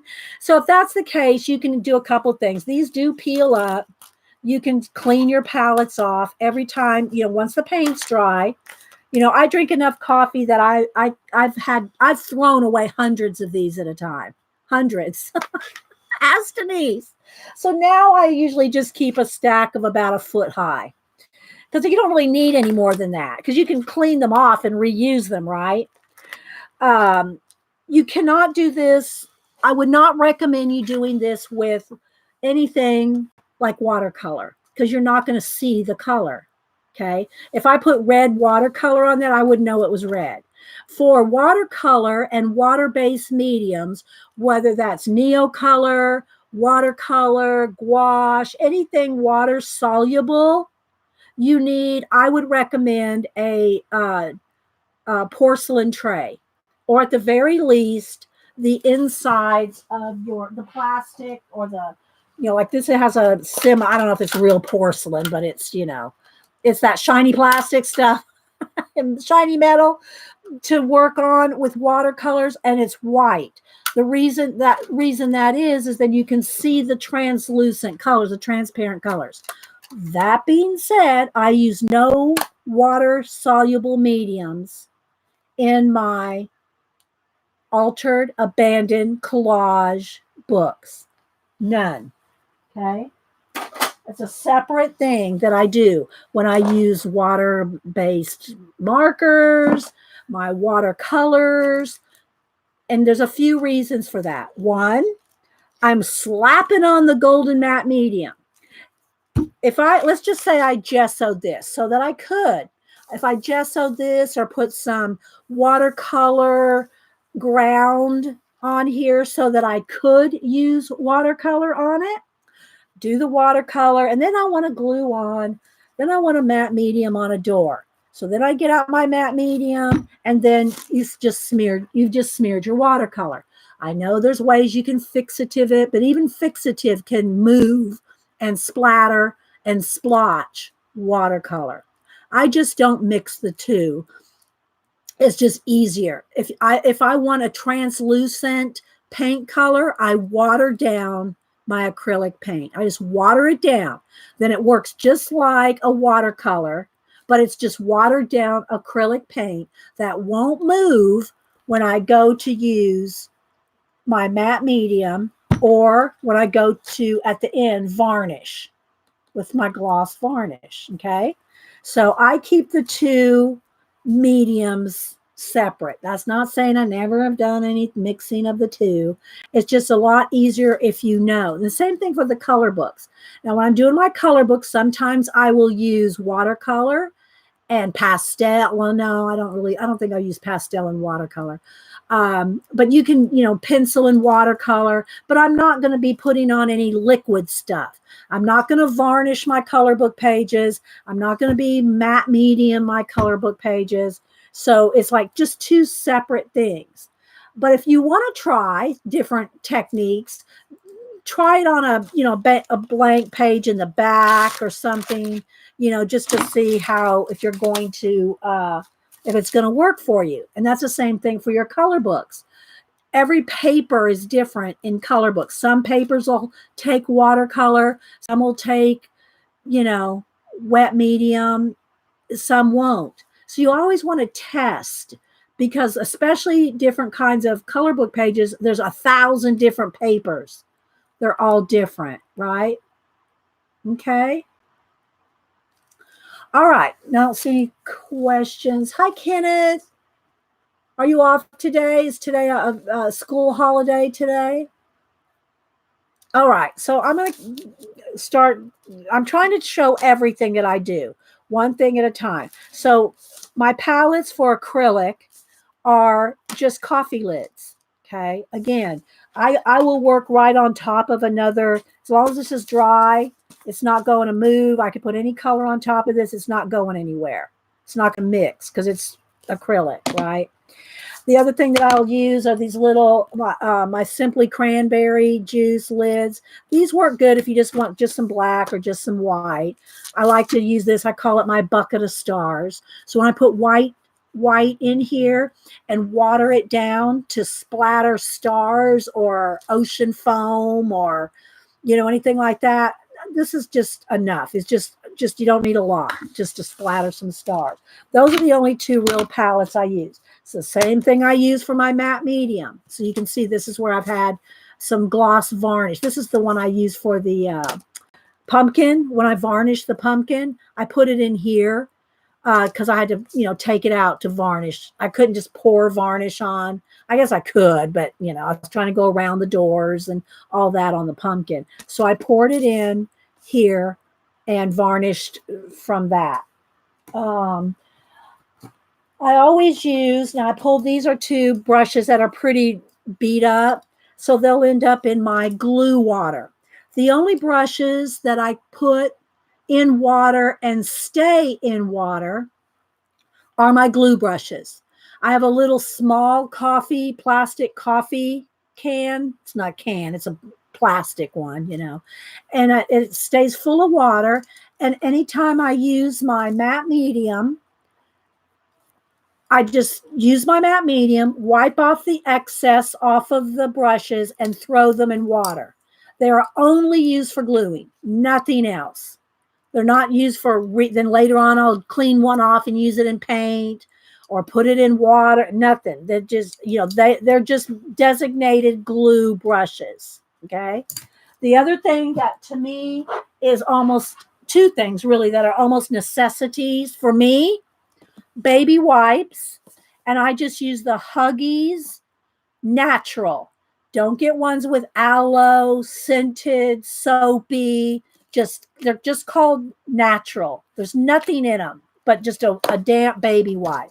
And what I do is I just buy the refill packs, the plastic refill packs, and then refill the box. So it's the same box over and over.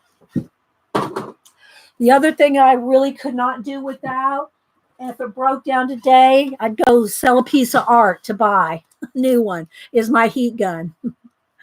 I have to have a heat gun.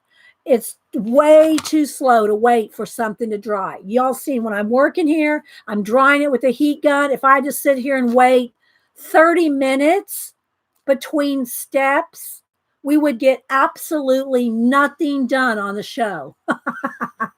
Okay, Shelly said the other day when you were doing your Inktober, what were you using to pour your ink in? Oh, little soapstone dishes. They're little, let me get a sip of juice here, guys. You can get these off the internet, or I think I got a Hobby Lobby. I think somebody gave me this one, and I think I got this one at Hobby Lobby. But you can get them at Hobby Lobby. They're just soapstone. They have they're really meant for, let me see if I can grab them here.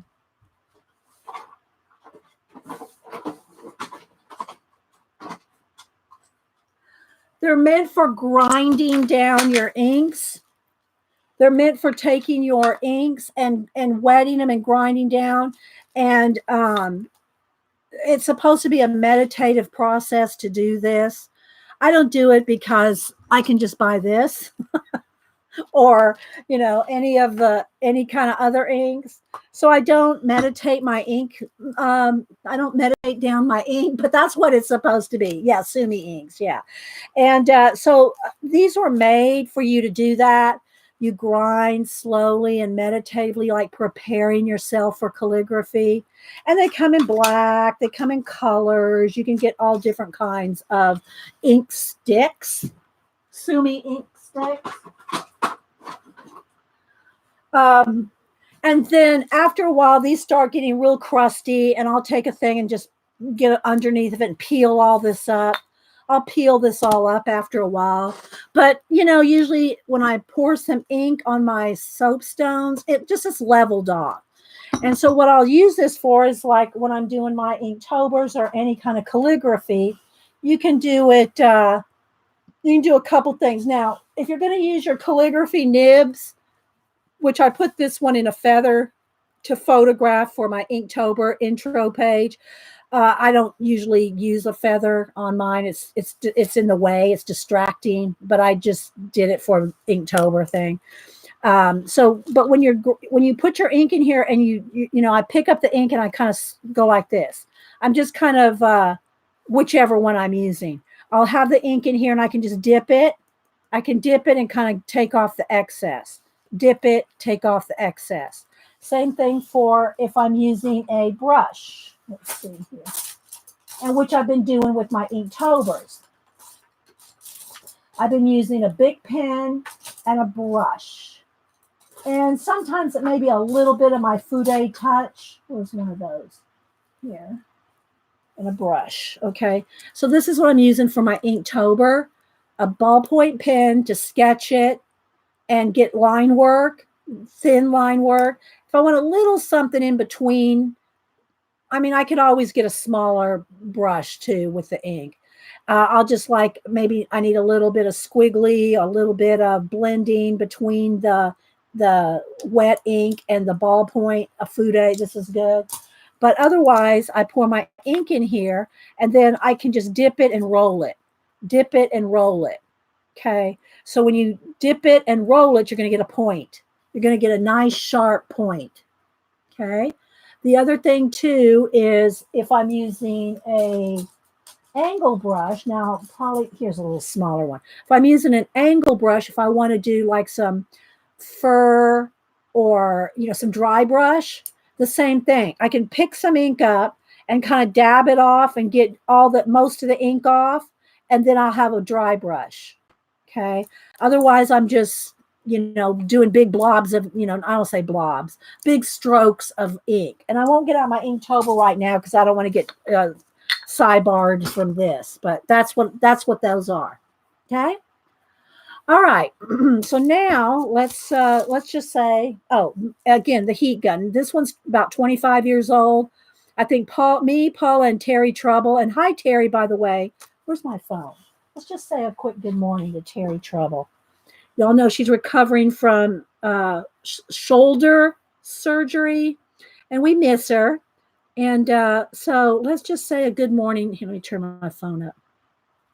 Say good morning to Terry.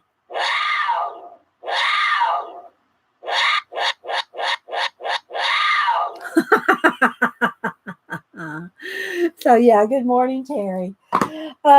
So I think me, Paul, and Terry Trouble all have this same exact heat gun for 25 years. It's a Marvy Uchida. I know they still make Marvy Uchidas, but I don't think they make them the last 25 years anymore. So yeah, just FYI. All right, so now let's just say, let's move my phone out of the way. All right, let's talk a minute about where to get different collage things. Y'all already talked about calendars. I just pulled a calendar page out. This is from an Abandoned Places calendar. And again, I load up your Marvies. You've had yours for 25 years too, Julie? Okay. I'm betting the replacement will allow. No, that's what I'm saying, Julie. I bet they do not last. Funny, Ian. Funny. So anyway, this is a calendar page, and you can use just different bits of it. You don't have to even use any one big element, just little bits of things, right? But that's what I'm saying. I'm kind of showing you some of the things. Um, calendars, old books, clip art, your color book pages. And again, I'll qualify by saying I'm not talking about your $25 hardback color books.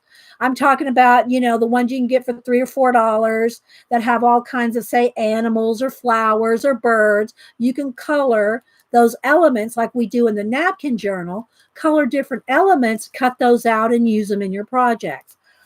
I like using calendars. I like the thickness, they're not too thick, not too thin a paper. Magazines, all kinds of magazines. I've shown you, I have all different kind of magazines that I use, and I don't use the images. Let me show you. Let me find one here. Let's see here. Let's find one. Okay, here. Like art magazines that have all kinds of colorful, cool things in it. Okay, so for instance, this. Let's see, which side do I really like? Kind of like this one. So let's just pull a little piece of something out of one. All right, maybe I just like the colors of this. And a lot of it gets covered up anyway, but let's just say this. Maybe it could be fire, it could be water, it could be something floating in the sky, it could be actual coral or wreaths or things like that. Bye, Kenneth. So just little bits of things. Okay, and again, all this gets painted in. So when you're layering up your images, whatever you're layering it up as, a lot of it's going to get covered up with paint or blended in with paint. So you're going to have multiple images, all kinds of bits of images, and they're going to get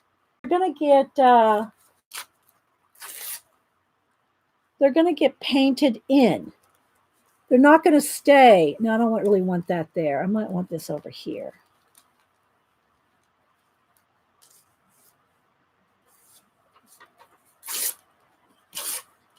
And again, I don't sell my collages, so I don't worry about anything I'm using. I don't sell it. I just do it for my own enjoyment.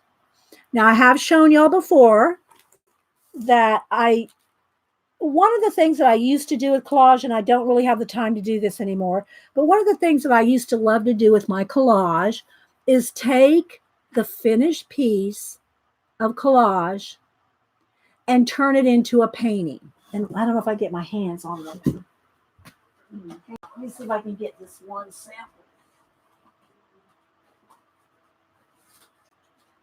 I try to keep something handy. Let's see.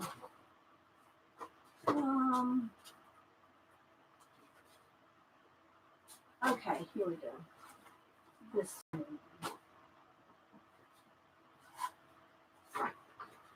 Well, I'm not finding all my little sample bits. I keep these out for samples. So what I would do is I would do some collaging. Like here's a collage that I did. And I don't have all my steps. I used to keep them all together here to show you. All right, so here's a collage that I did. Now, this was kind of an afterthought because this was like an ongoing thing with the group some years ago where I glued, this is a stencil. This is an actual stencil that I glued on here. And that's a whole nother story. So anyway, all right, so here's just a little bit of a practice collage thing I did. And what I did is I liked this. I like this. So what I did is I took a picture, and again, this is the only picture I can find. I had one like this, but I can't find a bigger picture. But I took a picture of this. And this, again, is not finished. It's a sample that I did for a sample, right? This was like a demo. And I turned it into a painting. So this right here, okay, which was off of a lock, a key, a door, or something like that, I painted it. So this is all just paint. Okay. And I have quite a few. And when I do these kind of things, I just do them on a canvas board. I don't do them on canvas. I don't like the canvas's flexibility. And I know you can prop things on and make it hard. I know. I just like the non-flexible boards. I just like working on them this way. So anyway, you can use your collages as sample parts. And I've got tons of these. I'm not going to pull these out right now because we're going to get sidetracked from this. But I have shown tons of my paintings before. Samples. I don't know if I got one more. Let's see. Let me look back here. Let's see if I can find one more that's got a partial. I know y'all probably can't hear me. I'm under the table.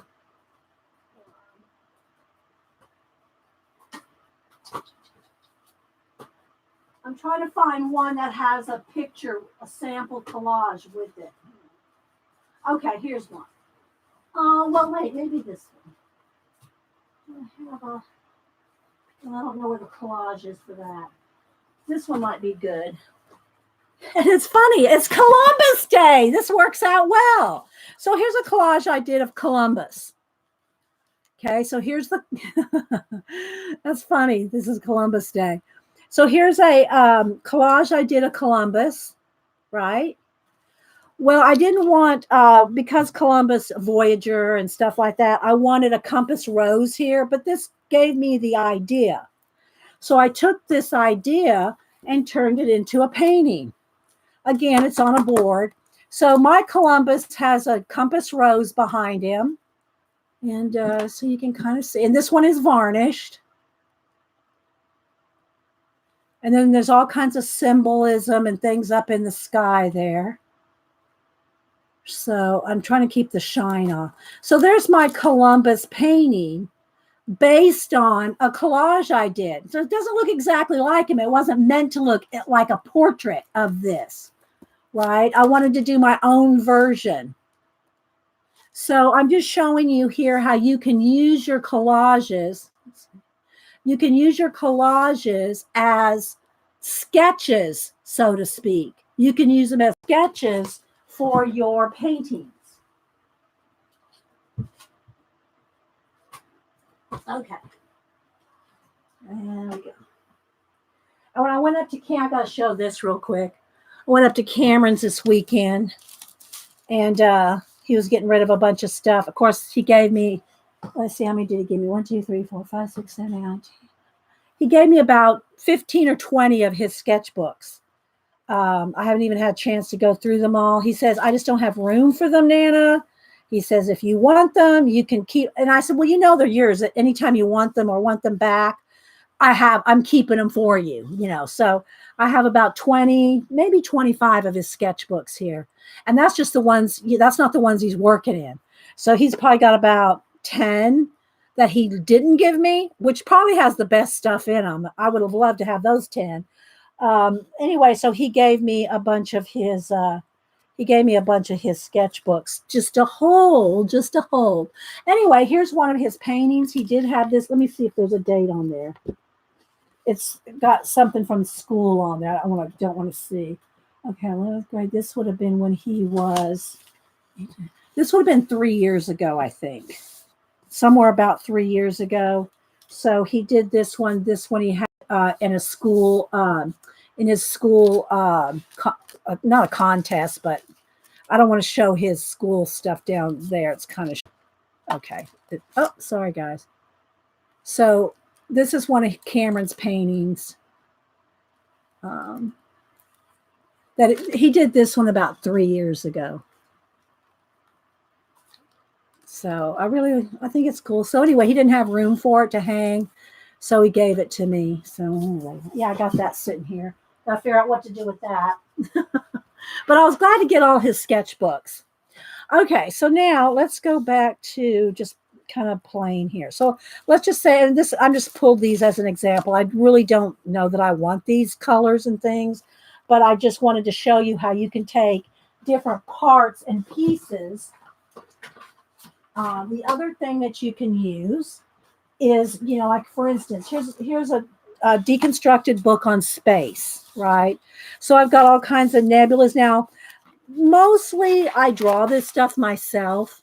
I paint my own nebulas, my own stars, my own planets. But here, this one's kind of interesting. Here, let's go with that time lapse planet thing there. Let's just look through, or maybe this one. I'm just going to pull a few things here. You can also get calendars that have themes to them.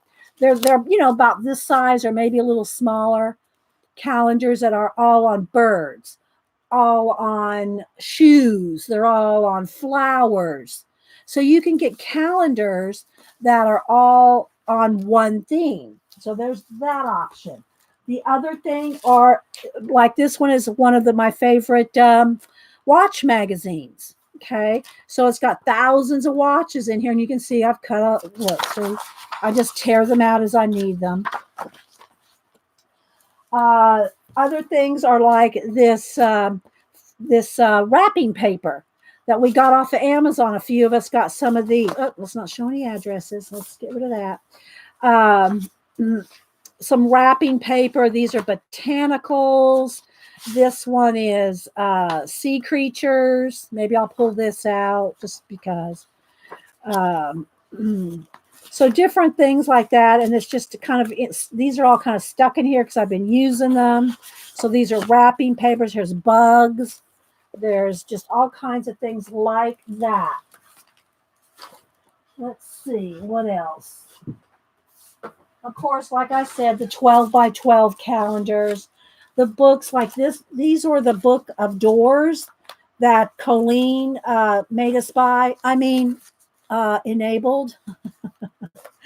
So there's stuff like this, where you can buy specific books on specific types of themes. And then there's always where you collect them yourself. Do I need to pull out a bin? I think y'all have seen my bins of collage.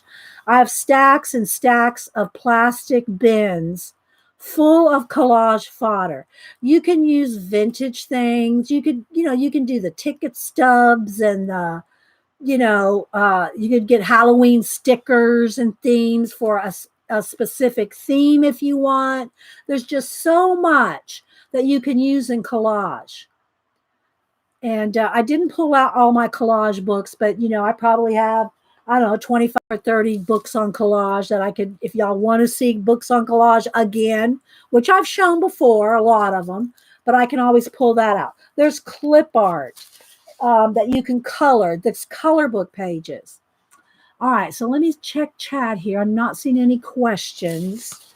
So let's just put this kind of to the side for a minute. I got some watches cut out or picked out. Here's a few. But look at this one. Look at that. Look how big that is. This is awesome. Now it's on the cover, so it's like a cardstock. But even like this, just using, let's just say, this part.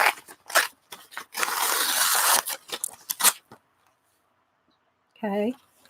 I'll just pull some things out just so you can kind of see if I was going through a magazine. And it's a good idea, and I do this occasionally when you don't want to get 20 or 30 of these magazines piled up. You want to just, have a plastic bin, go through the whole book. I kind of like this side better. Go through the whole book and pull out what you want and get rid of the magazine, because you will have stacks and stacks. You'll look like a magazine, you'll look like a hoarder. I mean, my room is already full of books, not magazines, just books, art books, and color books and things. So you want to take the time just every now and then to go through and look both sides, because you don't know, you might find a better one on the back side.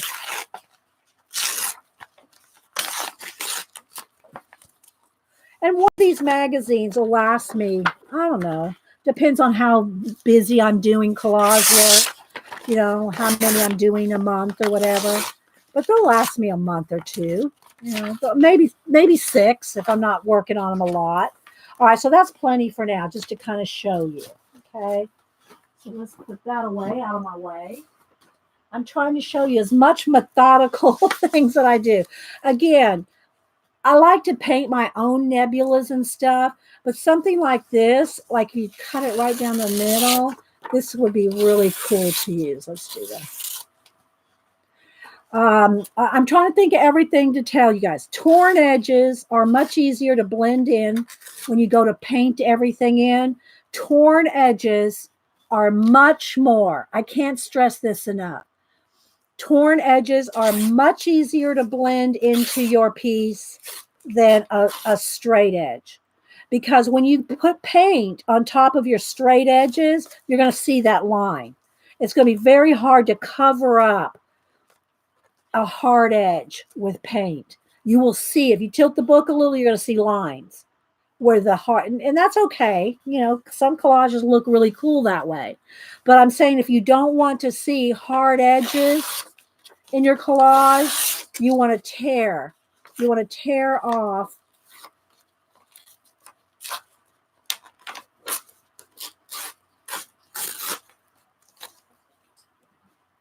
and make them torn edges.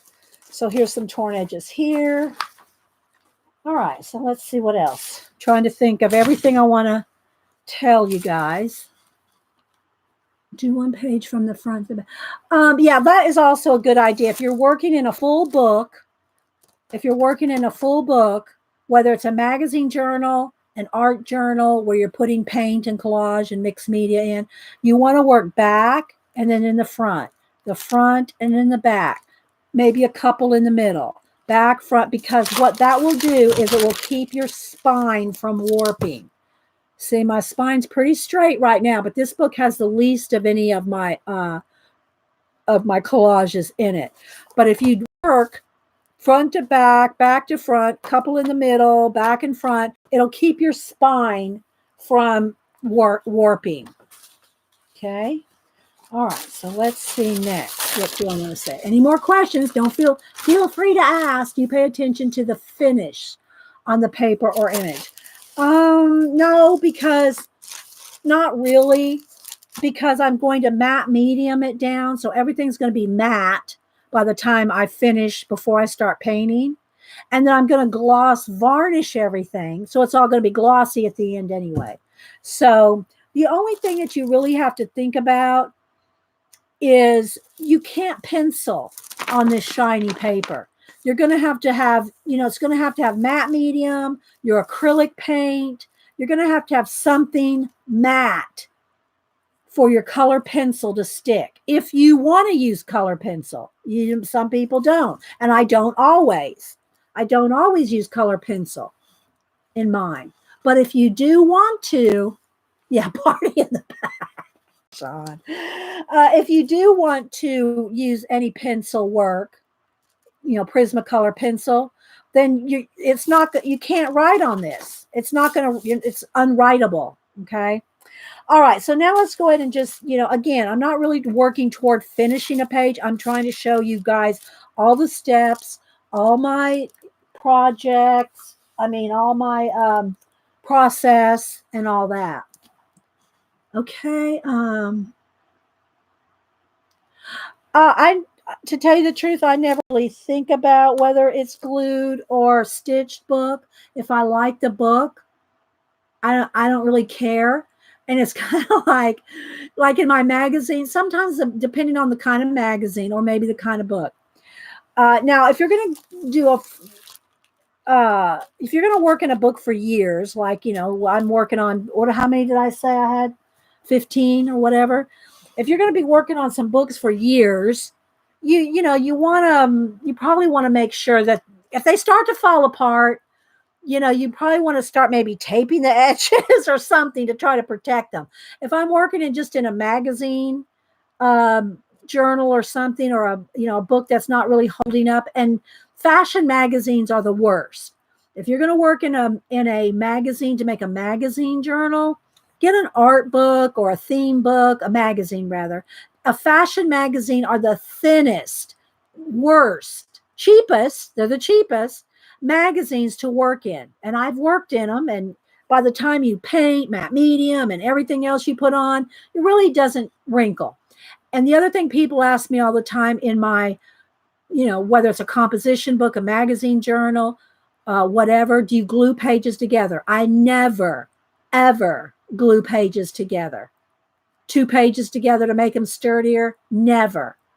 For one, it's way too much trouble. I've probably done it for a sample or something, but for my own, I don't glue any pages together. By the time you put collage, matte medium, acrylic paint, and varnish, you've got 5 layers of crap on there, you know. You don't need to glue your pages together. But then again, if you're using a fashion magazine and you start slapping a lot of matte medium on it, it's probably going to wrinkle. Okay. Now, and some of that can be taken care of when I put my collage stuff down. I mash it down with a card. Okay. And when you're mashing everything out, you're getting out wrinkles and you're flattening. And so you got to do a lot of testing, guys. Got to do a lot of tests. Do you use stickers or napkin parts in the reverse collage? I usually keep my napkins in my napkin journal. There's a reason for that. Napkins are textured. I don't really want texture in these books. Okay. I'll use an occasional sticker, not very often, because usually the theme is so specific. I've used a bunch of stickers, like as just piled up to make it like a water theme or something like that. But I rarely just use a sticker. I just don't. Not there's anything wrong with it, but I don't like napkins in anything other than a specific book for napkin journaling because of the texture. Like, I'm doing that one TN insert with napkins. All the pages got napkin on them, but they're textured. Okay. Okay, so let me go ahead and again, ask questions, put it in caps. I'm trying to think and cover every thing I can possibly think of as we're doing this. All right, so let's go ahead and just get out some. Here's how I usually start. If I'm not starting with black, which I'm not today, because I want to just, do, let me zoom in and try to get a little closer here. Rather than just start with a black background like a lot of times I do, sometimes I'll try to match the colors that are around the edge. So in this case, this is kind of like a sienna. This one's almost empty too. I might need to stock up on a few other colors. And I usually leave them out, like just sitting here in case I need them again. So there's some sienna. There's some yellow ochre. Always shake your acrylic paints every time you use them. Yeah, I'm going to get to some black. Hang on, Eileen. Oh, my gosh. Some yellow ochre. I'm just kind of looking. Some gray. And again, you can make gray with black and white. But I'm just going to put some out here. Oh, this is the one with the lid is. I need to just take the lid off. Some gray. And I'll probably use a little bit of black and white too. I'll just put that out there. Some black. Always shake it up.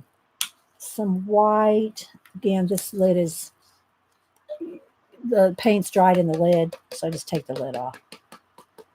Okay, and I'll probably want a little bucket of stars in a little bit. So I'll put some in here. And when I spritz, like splatter, when I splatter stars or white foam or anything like that, I just put a little in this little cup here and water it down. And then to splatter, and somebody was asking, was it Beth or Kathy Arbor? When I splatter, I want a really soft brush. Let's see if I can find one here. Okay, so this one's really soft. See how soft that is? So when I go to, let me wet it first. And my water is probably dirty. So this will be like for my bucket of stars. If we get to it, if it doesn't dry out by the time we get to it. But this is very, let me get a piece of something here to splatter on. Oh, well, here, let me. Oh, these already got stars. Well, here, I'll just get this page here. Okay. All right, so if I want to splat, I just get this real wet. I usually tap it off a couple times, but it's real wet. And then, okay, so if that's too big, then I either need to tap off some more, and then there's less paint. So then your stars are smaller. The less paint, the smaller the stars. So you might want both. You want some big ones and some small ones. And I know you can take a Posca paint pen and do this, but it won't look this random. It's not going to look this random and like real stars. If you try to do all this with a Posca paint pen or a gel pen, trying to do these one by one, and I've done it before in small areas. Like if I wanted to do just in a little area right here, I painted this out. I just want some stars in that little area. I could just go in there with the Posca pen. But if you want any larger areas like this, you want to splatter. It just looks more real. Okay, so I'm going to set my little bucket of stars. Let me clean out my brush. Okay. So I'm looking here, and I got that color. It looks like there might be maybe a little olive green maybe in there. Let's put out just a dab of olive moss green, just a little that. And of course, you don't have to match everything. What I do is I like to start with matching everything to get rid of the edges. That's what I'm doing now. On some pages, I'll do another one in a minute where I just use black to get rid of the edges. But I wanted to show you a couple different ways. Okay, I might need a little bit of brown too. Let's see. Okay. I think that's antique maroon, but it'll do. All right, so now I've got the colors. These are the colors that I see. These are the colors I see in the piece. Okay. And a couple of things I like to do. Sometimes I like to start with just finger painting, which is what I'm going to do now. Now, if you've just done your nails, you will ruin your nails with doing the finger painting technique, or if you use your matte medium with your fingers. If you get it on your hands, you'll have to have a craft scrubby or fingernail polish remover. This stuff is heavy duty on your hands. I personally do not like to wear gloves. I don't like to spray my hands with stuff. I just don't. If you do, that's great. I just don't. All right, so now let's move this piece of paper so that it's not in my way there. And then your baby wipe. Your baby wipe is, to me, your best blending tool. All right, let me move some of this out of the way so I can move the book up and down, so I can kind of move it up and down out of the way. So usually I start with getting rid of the background, okay? And then I'll go to some collage elements, okay? And that's what we're going to do next. Again, I don't know that we're going to finish this. This is more a demo on the process. So if you have questions, now's the time to ask. And then after I glue these in, or whatever I decide, let's just say I want different doors on different ones. I mean, that's not really my intention, but they're just handy. I'm just picking them up. Let's just say I glued this down. Then I'll want to go in here and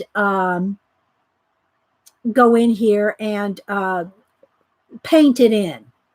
Yeah, you like the doors? That's why I might use the doors. And another reason I like these books that Colleen found for us on the doors is because they're double-sided. So, like, let's just say maybe this, I don't know, let me kind of look here. All right, so let's just say I use this one here, okay, which looks like it really would go. All right, let me get my scissors. So what you can do, just like I did on my pumpkin,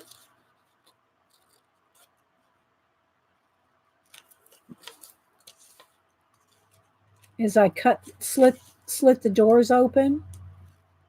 So now when you do this, you're going to have to be careful not to glue your doors shut, right? So now I'm going to open these doors. Let's just make a crease. So when you're slapping matte medium on, you're going to have to be a little more careful, a little more purposeful. All right, so now let's just say I put this one right here. Now, when I open it, there's another little thing inside. This isn't really a lot of contrast on this one. Let's just say I put it up here, and then you open it up. See, that's a better contrast there. Thanks, Nanamo. Hi, Devin. So you see how that works with the doors, and that's why I bought these books, was because of doing this on my collage. Okay, so maybe we'll do that today. I don't know. This one is kind of well. Anyway, we're not to that step yet. We're not to that step yet. So right now, I just want to get rid of the white edges, the text, and blend. I want to blend. All right, so the first thing I'm going to look at my colors here, and this is really dark up here. Now, again, you want to make sure your wax paper protects your page from getting glued together. So I'm going to probably be moving this around a lot. All right, so this is a little bit brown and a little bit sienna. So what I usually do is I pick up 2 colors. And I just like finger painting it. I do. Now, if you don't like it, I've done it with the brush too, but this is just how I do it. So right up here, these colors, I see those colors.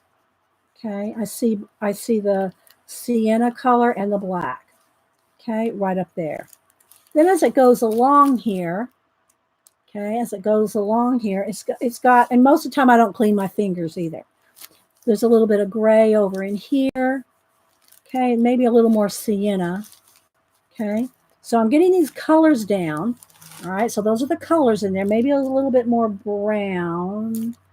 So let me add a little black to that right there just to make that a little darker. All right, so I kind of let it sit for just a second. As it sits here for a second, it's drying, right? It's starting to dry. And then this is when you just take your baby wipe and your fingers, and you can start between your fingers and the baby wipe, and you can start blending this in. And if you just take all your fingers, and it makes it less perfect, you know, just to get all those colors kind of blended in. So really my purpose here is to get rid of the white edges. Okay. Can y'all see that? Do I need to prop this up? Maybe I do. Maybe there's a glare. Let me see about propping this up.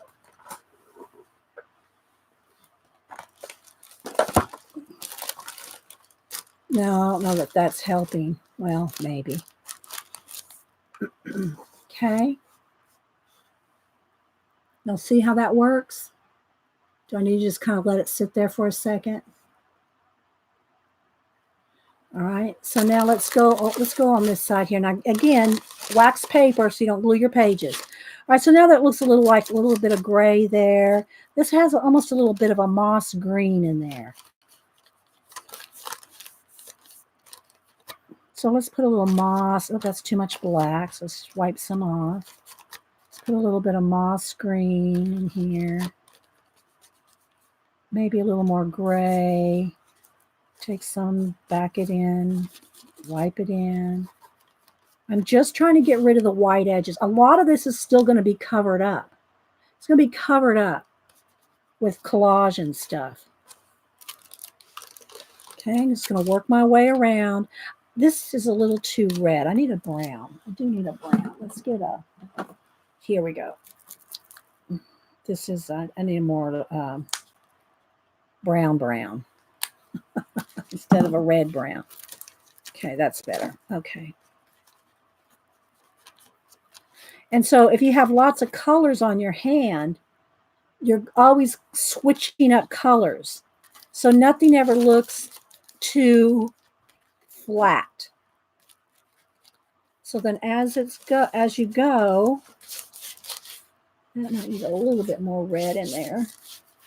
As you go and you're blending and you're letting the paint kind of sit for just a second, just long enough for it to kind of set, then you can start baby wiping it off or adding another layer. A little more brown right in there, maybe. Maybe there's a nice shadow right here. Let's put a nice shadow in here.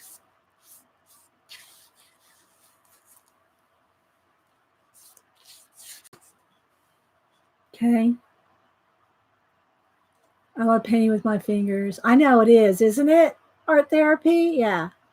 All right. So now you can kind of see how we've done this side compared to this side. See how it already looks? If you didn't know, that there was a paint there, you may not really even see that there's paint on there. Right? Hi, Holly D. Oh, you're welcome. I'm trying to do as many steps. Again, whether I finish the whole piece or not, I'm trying to do as many steps that I use so that you can see it. All right, so now this side has more text and white to get rid of, right? But pay attention to like, look at this angle right here. Okay, and again, you're going to go through a lot of baby wipes. Once your baby wipe gets full of paint, you really need a new one. Unless you're like, let's just say I wanted some black paint, then I could smear with that black paint. But if you try to start blending in with a paint, baby wipe full of paint, you're just going to be smearing paint. Okay, so you constantly want to have fresh baby wipes.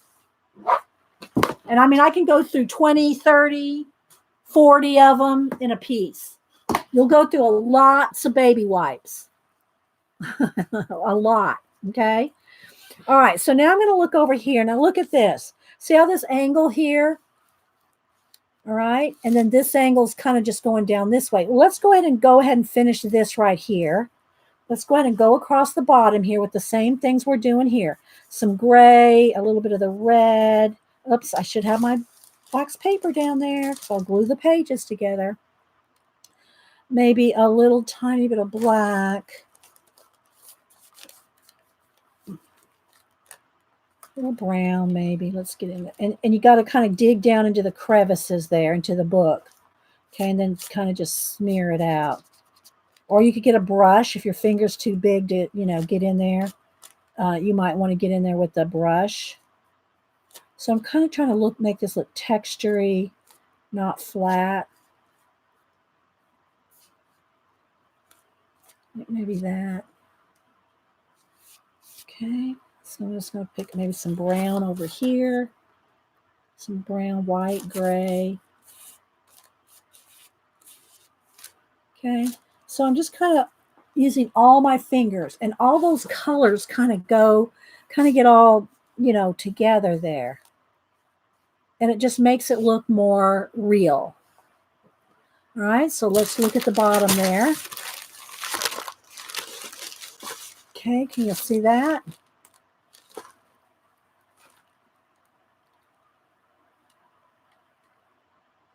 Looking for questions or comments or anything. All right, so again, this right here is where I'd probably hit next. This is going up off the page. So I'm going to stand up so I can get without having to move the book. So I might get in some gray, some brown, and I'm going to start trying to get in here and make it look like it's going that way. Okay, I'm going to start getting it going this way. Maybe a little, let me get some white and some little bit lighter tan color mixed just with my fingers here. I'm trying to prop it up on this book, which doesn't seem to be working too well.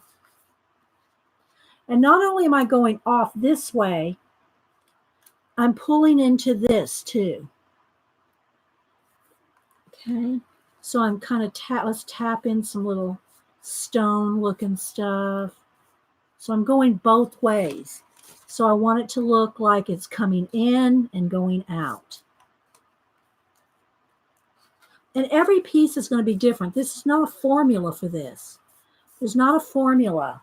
Okay. But you see how that kind of looks like it's continuing off the page there. All right. Same thing for down here. Now we're kind of coming, there's an arch there. So do I want to paint that arch in? Do I want to paint that arch? Maybe this is where I want a door to be. Okay, so I'm just going to kind of try to find it for a minute. Okay, maybe a little more brown, a little more gray, maybe a little more green. There's really nothing over here. You can put whatever you want. Maybe this arch here is kind of more defined. Maybe I want a little more black. The paint's thick. The paint is really thick, guys. I'm not being stingy with it. It's going on really thick. Okay, so I'm just going to kind of, right now, I'm just going to get rid of the white. So let's just kind of base that in. Just going to put some green and brown and gray just to kind of get rid of the white. Okay. Now I might want a little more tan here. So let's get a little of that yellow, a little of the brown, a little of the white, kind of all those colors right in there. And just kind of, you're kind of matching it up a little bit. Maybe a little more white, a little more brown. I just want to get some color there. I just want something there to cover up the text, cover up the, see, I'm leaving it real thick. It's real thick and impasto. Okay, so that's good for now. That's, it doesn't really match anything over because there's nothing over here. You can put whatever you want over here. But I just want to get rid of the white. So now the paint's going to dry. It's going to sit there and dry for a minute. And then you can put more layers. You can put more layers as soon as it dries. Okay. Maybe I'm going to have a white, maybe there'll be a nice white bit right in here where I have some mist floating through.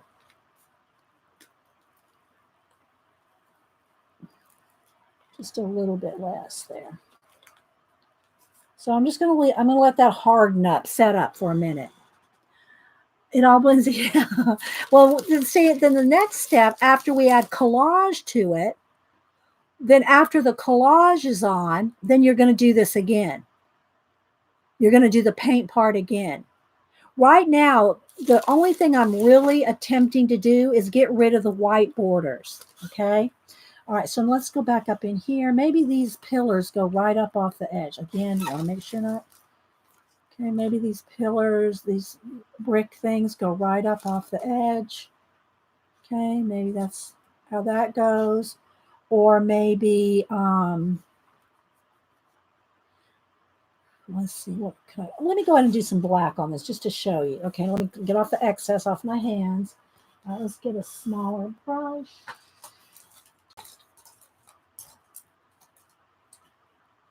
Okay, that's too small. I'll get a little bigger. Here we go.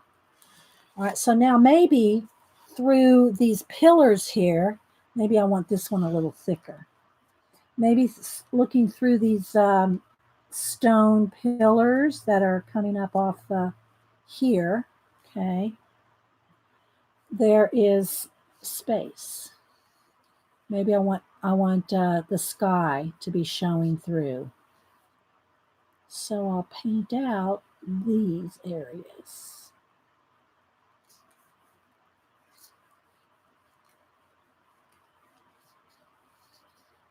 And like I said, there's no formula. You just got to kind of, what do you see there? And then if you have the skill to do it, which I don't always have the skill to do what I imagine either. I could do it if I knew that I had digi skills, but so but don't be afraid. This is why it's called reverse collage. Because see how I'm painting out things? Don't be afraid to get rid of things. Don't be afraid to paint over things, to remove things. Don't be afraid to do that. Okay. And that's a little crooked, but I'll go back and fix it after a while. Right now, I'm just trying to get rid of any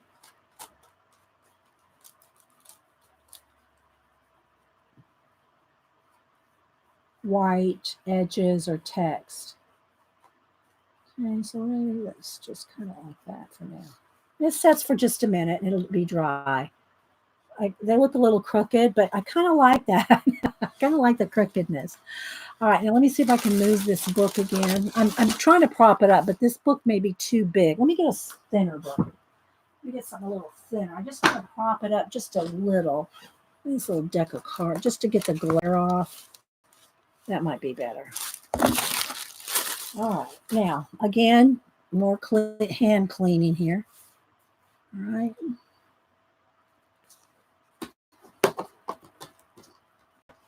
Hi, Laura. Anybody else I missed?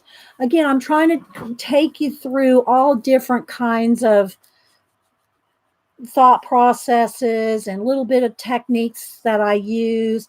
I mean, I always explain everything. Let me clean my brush. I always over explain. Anytime I do one of these, I'm just trying to get the excess off because it's going to start peeling off. I really try my best to explain every little bit of the process that I do. But I was really making an extra attempt today to be specific. All right, so again, this is a good place to get the heat gun. Let's dry this.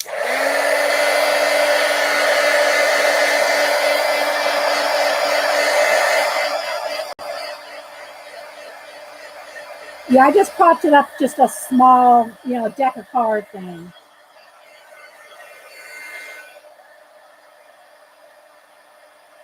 And you can always just kind of pull and fold. If an edge starts to curl, just kind of, flatten it out. By the time you're done, my pages are very rarely ever wrinkled. All right, so now let's see. Let's think about a story here. Okay. And remember, I gave you a list of some of the things that I like to incorporate. But really, I want to use my doors. I did buy these books to use for doors. But now, if I put a door down, I want to make sure that when I open the door, there's something there that I want, like outer space is in there. Like this one might work well there, but I would cut this off or paint this out so that it looks like it goes into this, right? Not just a flat, I mean, it's okay. I'd rather have it more blended in right there, but that doesn't mean I can't just glue it down as is. But if I put this here, and let's just assume I'm going to, I'm going to put this door right here. Okay. And I want outer space in there. I could glue it down and then try to paint in there. It would be much easier if I just take some black paint. Let's just kind of get right in there. Okay. And let's just go ahead and put a black background in there. Okay. Now I'm going to hit that with the heat gun.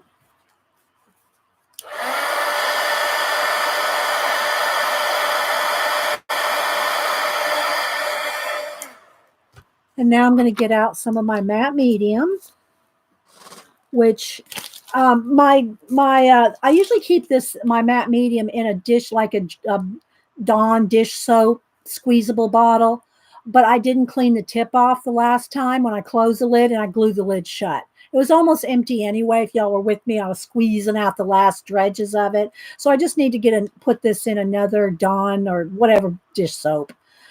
Clean out your bottle and pour this in. It's much easier. But if you don't do that, you want to put a baggie or a piece of plastic over the lid before you put the lid on. Otherwise, you're going to glue this to the bottle. So just put a piece of plastic on there. I'm going to pour some out. Okay. Then I put the baggie back over it, and then I can put the lid on, and it's not going to glue that lid to it. Okay. Again, I only use brushes let me get these wet because I pulled these old ones. These will now be relegated to the glue water. So after I use these, I'll wipe them down of any excess matte medium, and then they go in my bucket of water that's just only for glue brushing, for matte medium water, if you will.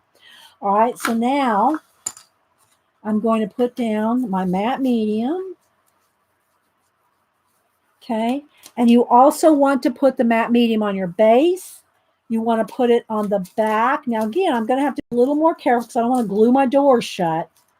You usually don't have to be that particular when you're, gluing something down. But if you want to not glue your door shut, all right, so you put it on the back. Then I'm going to put it over the top right where I want it. And then put another layer over the top. not gluing my door shut or gluing them open for that matter. Okay, so you're going to have to be a little careful till this dries. All right.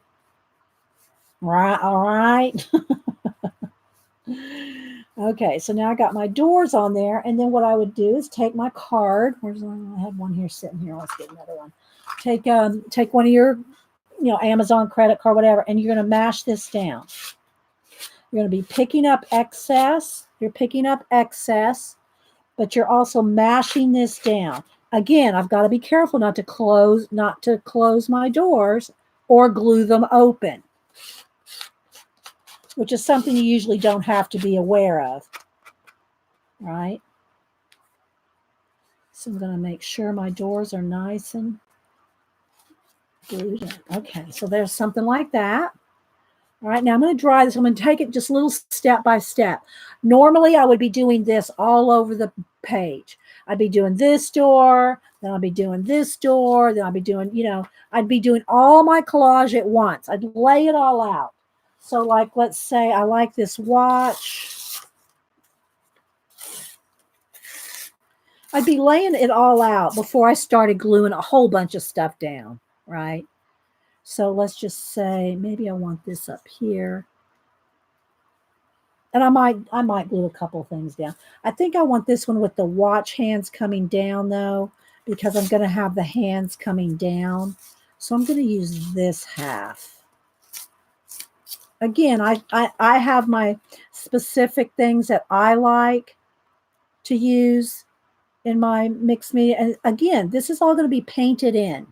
You'll see. Do I want another? I'm going to use this up here. Do I want it? You just got to kind of play. You got to, that's one of the things about collage. You got to just kind of play. And I do want a couple other doors. And I picked some of these smaller ones. I don't really want green. I don't really want blue, although one blue door might be kind of cool. That might kind of be cool. You also have to think about in the crevice.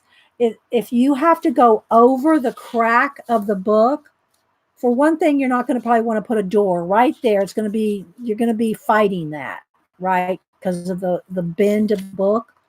But if you do go over a crack, it's better to cut the piece and put two pieces, one here and one there. It's much better than to try to just put this down, smash it in, and glue it in. And I'll tell you why.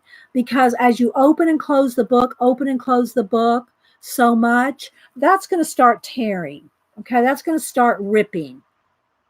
It's better if you cut that piece, glue it there, and glue the door right there. I do like that there, but we got to consider some things here, like the cutting this off and gluing it over here. I do kind of like the blue, just for one thing blue like that. Then this is going to almost be too much right there. I might have to go the other way here. Kind of liking it right there. Maybe I'll do this because my watch hands are going to fly off. They're going to fly off here into space. So maybe I will put that there. Let me tear just a little bit more of this down. Maybe that one will go there. Let's tear a little more off. And you could cut this too, but it's harder to paint in a cut edge. So anytime you can tear, not that you can't put something back. See, there's the door. There's the wall right there. So this, to me, the wall is right there. So I'm probably going to want, that would be a straight edge because the crack in the wall. So if I cut this off, where's my little scissors? They're down here somewhere. Uh-oh, let's not get stuff in the matte medium, like my eraser. Because this edge is going to be right on a hard edge. I won't have to blend this in with paint. So that is going to go right there, other than my watch hands, which I'll paint in. You see how that's right on the edge right there. So if I put that there, and then this door, if I put it right up there, I'm going to have to cut this down so that this can be glued on that side. Let's see where the...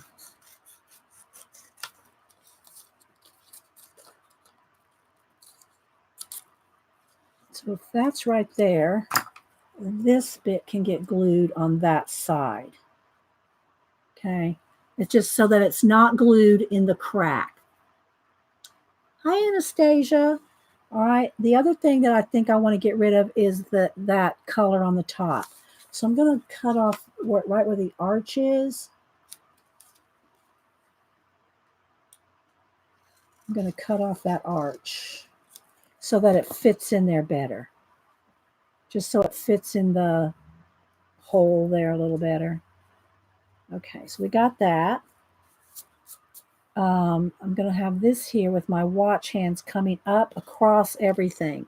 This is going to cut across everything and going up into space. I just do enough watches that I know that that's what I'm going to want to do. And I'm probably going to want it about right there. Okay. You can also, especially if you do a complicated collage and there's lots of elements and they're flying around and you got your fan on like me, if you want, you can, as you lay it out, take a picture. It'll last longer. Take a picture of where everything is so that then you can move everything off if you want and have a photo of where everything goes. All right, so I'm liking that, but I kind of like that glow above it too. I kind of like that double glow. So I might just do that. I might leave that glow up there and the glow there. Okay, so I'm thinking I like that. And of course I can put a mist. I can put mist. I can put a waterfall. I can put water coming out of this door, coming down. We'll see. You know, those are all elements I like. Mist, water, clouds, mountains, you know, all that stuff. All right, so let's see. Am I in camera? Looks like it. All right, so I kind of want that. I got this. So I'm kind of balanced like maybe 3 or 5 things. Now, because I've gone with that bright color there, I'm going to have to somehow incorporate that somewhere else. Or it could just be one bright focal thing. All right, see, like right in here, I'm thinking, let's see. Let's go ahead and get out. Where's my... Let's put a dollop of orange here.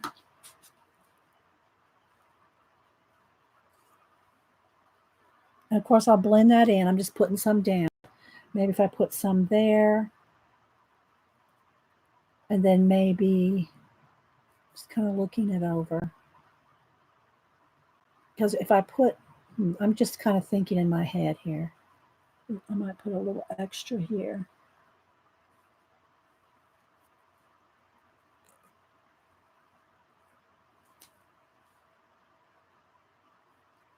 It's crooked right now until I glue it in, right? And maybe, so that's, to me, that's too lined up. That's too much in line. So what I think I'm going to do is I'm going to get rid of that because there's matte medium on here, so I can just wipe it away. I think I'm going to go ahead and just get rid of that spot right there for now. Just going to get rid of it. I want more orange in here, but it's not going to be lined up. That's 2 in a row. Does that make sense? So I'm just going to get rid of that white spot for a minute.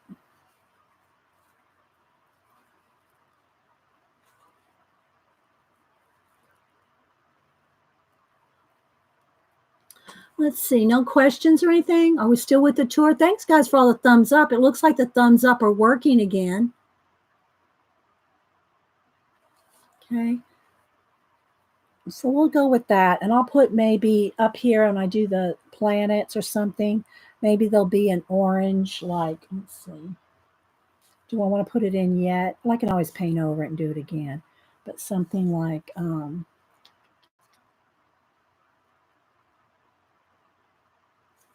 there. Okay. And then maybe my watch hands will have some orange glow to them. We'll see. All right, let me just leave that for a minute. I'm going to go ahead. Let's go ahead and glue this stuff down because it's going to get annoying if it's moving. Okay. All right, so let's go ahead and just set these two things over here. Let's put our matte medium down. Now that orange paint's still wet, so I don't want to smear that. Okay, so one door's going to turn this over and put some on the back.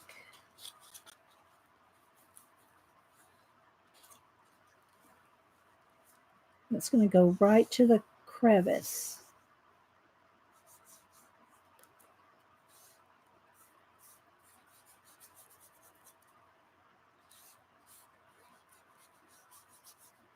And then this little piece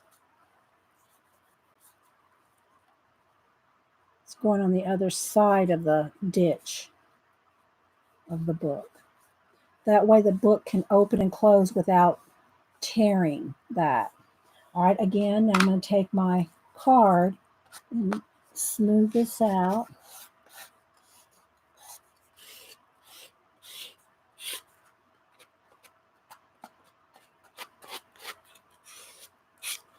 Okay.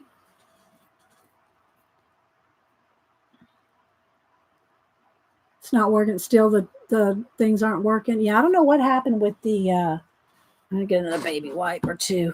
I'm not sure what's going on with the thumbs up. Some people said it's not clicking in. It's not staying in. All right, so let's do that. Now let me go down here. Well, I got all my glue wet and everything. All right, now let's go down here.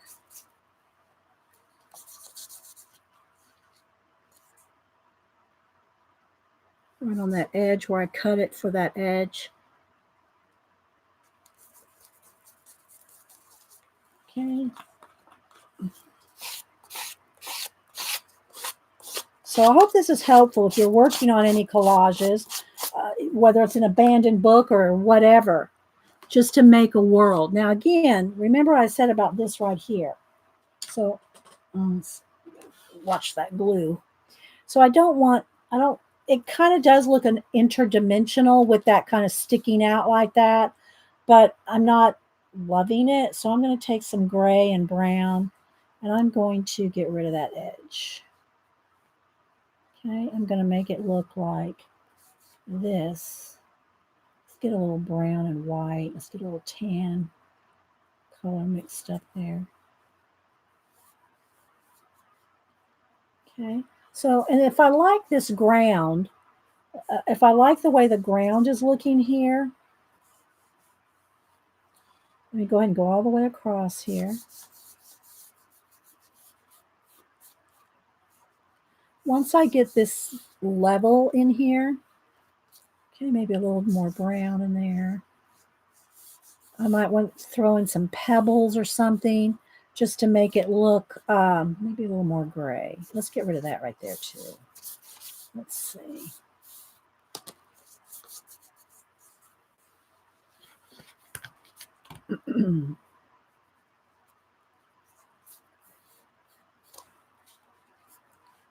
Let's get a little darker gray.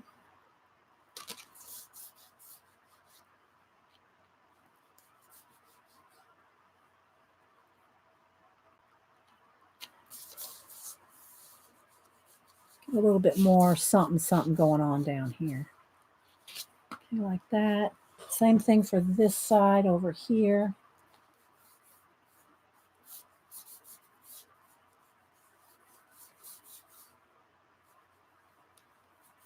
Now, if I want this to look a little more, a little something that needs to go bye-bye. A little piece of white something there.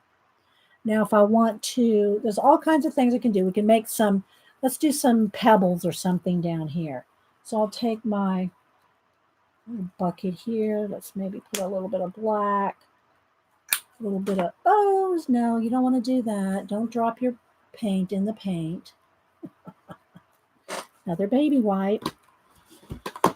I'm put some black and a little bit of, well, maybe a little bit of brown. Where's my brown? What did I do? I put it away. Here we go. Just a little black and a little brown in there. A little water. So the same thing I do with the stars. but with black and brown. Where's my soft brush? What do I do with it? My desk is piling up here. Looking for my soft brush. Nope. Well, let me get another one because I don't know where that one went. To flick some stones on there. Okay, that one's big. All right, so maybe a little bit more water. Okay. So I got some brown and black. So now I come down here. All right, let's tap some off. Might need a little more water still. And tap it off into the bucket here and then go over here. If you get it too much or too big, just wipe it off. Just wipe it off.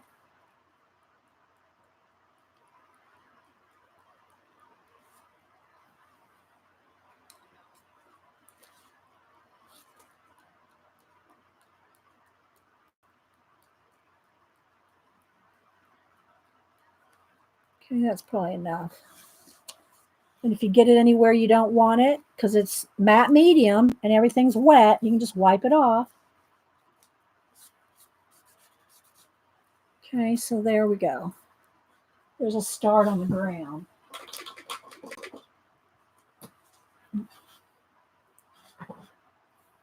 Love the stone flicking. Let's see if I can hold that up.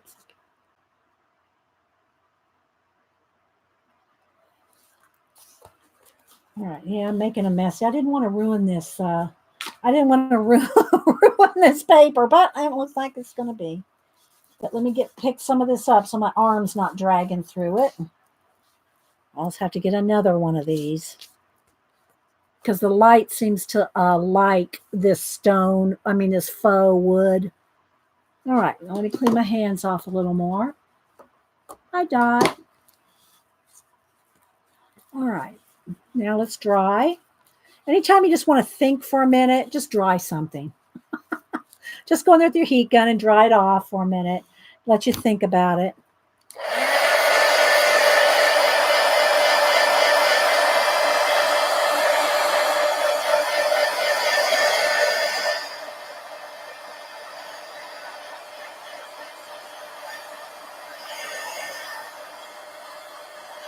Remember, we got our little doors there. You know what? I completely forgot to cut that one open. That's okay. We don't have to have them all open. Okay, I think that's good enough. We don't have to have them all open, but I should have thought about it. Okay, now let's see what we want to do next. Let me look over here. I think I want to straighten this out and go ahead and put my stars in there. I'll go ahead and fling my stars and then I'll paint the pillars, paint the wall division thing there. So that means a couple things. Where's my water bucket of stars? Here we go. Let's wet that again because I'm sure it's dry by now. Or dried out. All right, so now I'm going to come up here and I'm just going to go over the, whoops, that's too much. Just wipe it down, tap it, a little extra tap in the bucket there. So I'm going to go ahead and just put down some stars up here. Maybe a little in that little window there. And maybe inside this door. And you could always Posca pin these small areas like this, right? Or add even some extra bigger ones. All right. So I'm going to put this down. All right, so while that's still wet, I'm going to take and wipe off where I don't want any. Here, maybe there. I don't know what I'm going to do on this side yet, so let's just get that. All right, let's dry this. I got a couple that are too big here. I don't want these big ones there. I'll put a couple in there with Posca. All right, let's dry. Let's dry this.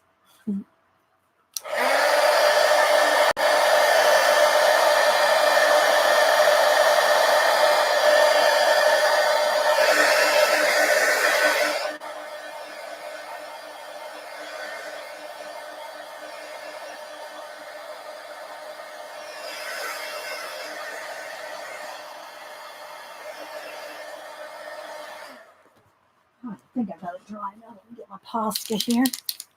And I'll add a couple extra things. So now this is all dry, so I don't have to worry about my doors being stuck open. But maybe there's one or two, maybe there's one little shooting star in there. Little shooting star in there. And a couple extra big ones there. Okay. And I'm going to fix these pillars and everything. That's going to be different. All right, so I'm going to put a few bigger and just kind of place them where I want them.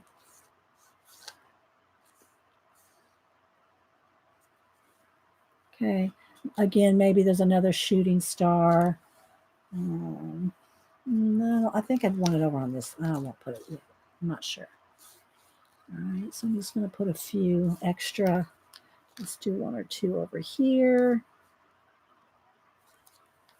Just a couple extra. Now, when that dries, I can go in here with color pencil. Okay, so let's dry this.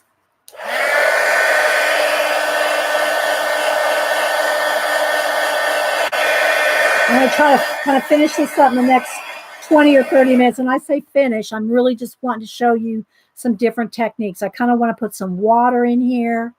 I want to do some mist. So let me show you real quick. Let me get some pencils here. Let's do some pencils. Let's get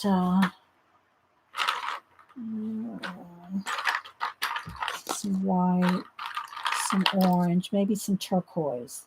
Maybe that's what we can do to add a little bit of turquoise, a couple of things of turquoise.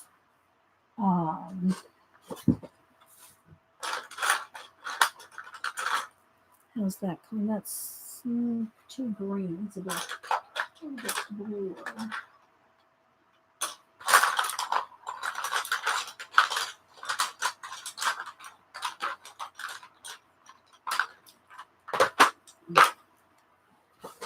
It's more of that color. Okay. All right. All right. So now I might put a couple.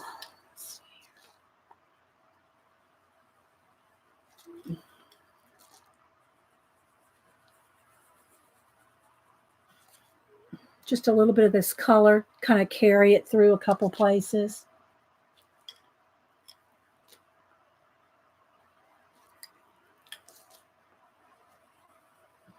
And maybe a little bit of, and I'm gonna do the pillars last. I don't have to worry about trying to paint around those. So if I put this up here now, it won't matter if I go over these pillars because I'm going to paint over the pillars. But I want a little bit of nebulization up in here. Maybe a little orange. Maybe this carries over to this side a little.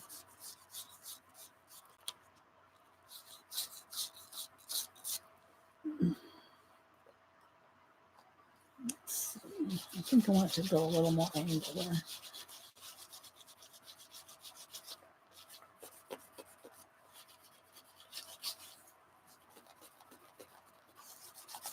Maybe a little bit of blue. Very subtle. You want, it's very subtle.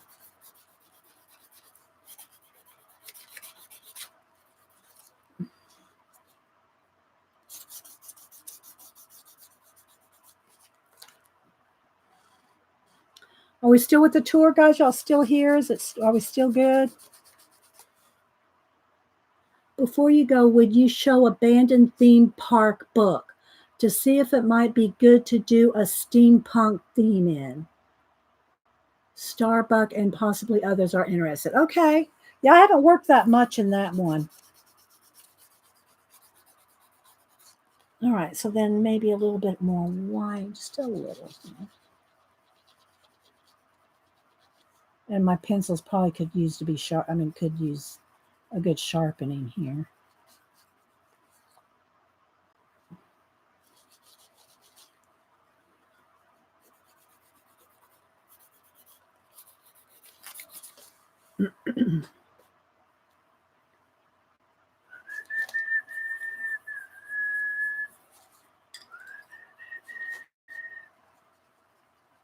A little bit more. Look, that looks so lined up. I didn't do that on purpose. I usually don't like things so lined up. But, you know, maybe there's alignment in the planets this day. but it needs something up in here.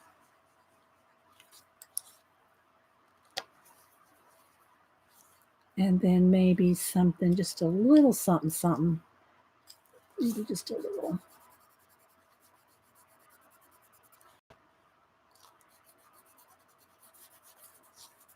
Right in there. Okay, same thing in here. Let's put a little blue, a little orange, maybe a little shooting star that's orange there. Okay. This probably needs a little more splatter. There's my bucket of stars. Hey, got too many buckets going on here. I'm not sure what's going all the way over here. We'll see. All right, now let's see. Maybe I'll get some white, gray, and brown because I want to. And I'm going to try not to turn the page. Just prop it up. I'm going to try to do this.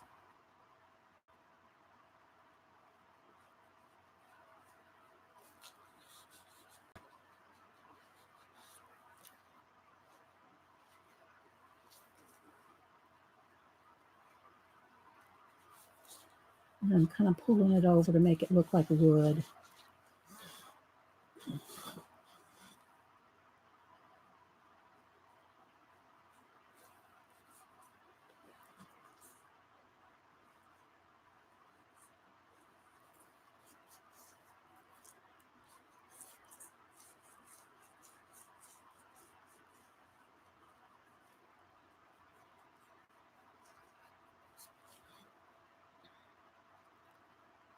Then I can put a little bit of white highlight on there after I'm done with this. Just stick my, oh, it's just water. Just gonna stick my sleeve in there.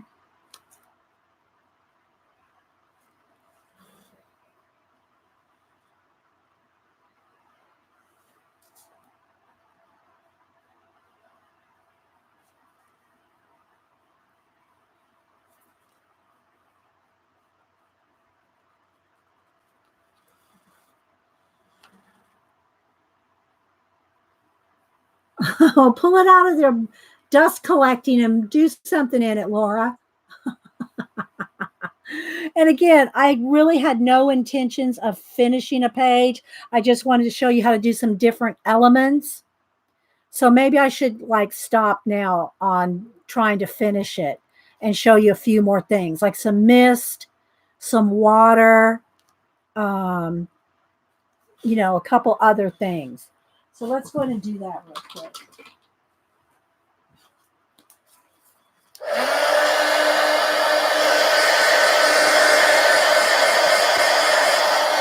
Oh, I do need to kind of paint this in a little bit. Let me go ahead and do that. Let's get a little tan color here. Gray. This right here. Need a little more brown.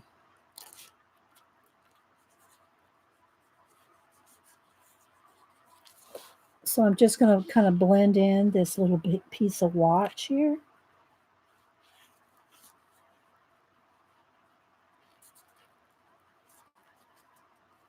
Put a little more gray on this side. And that little piece of white right there is bugging me. So we'll get rid of that. Get rid of this. Don't be afraid to get rid of stuff.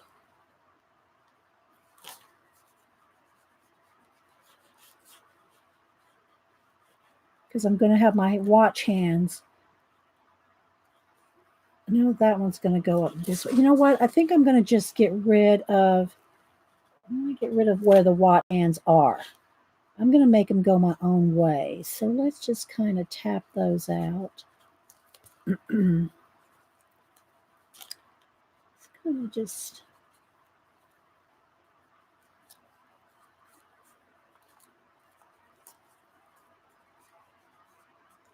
I'm going to leave those little nuts and bolts. But I'm going to make my watch hands go a different way, I think. I have to get in there with a brush. It's kind of tiny. My hand's not fitting in there. Oops.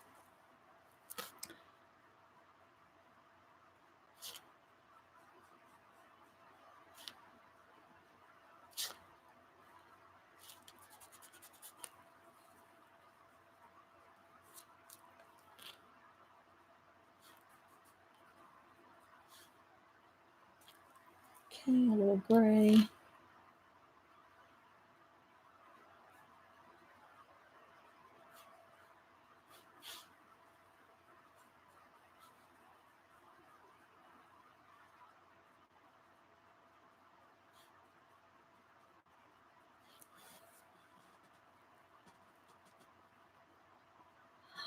Hi, Linda White. New here and fun is fascinating. This. You're welcome, Linda. If you like this, I've got, I don't know, 45. I think I forget how many are in my playlist. There's tons in my playlist of doing this. But today's really, I really didn't want to try to make a completed page. Today was supposed to be more of a, like a demo type thing. All these doors and everything are just flying everywhere. Brushes. Okay, let's see. And again, we could put, let's go back over here, like some of these. Oh, hang on, everything just flew into the glue. Let's just throw that away. But like, let's say, let's go with this one. I'm going to pick a couple out, just so you can see how you can use different bits of collage. Like maybe that. Just a couple things. And that one. What other one do I like? This one.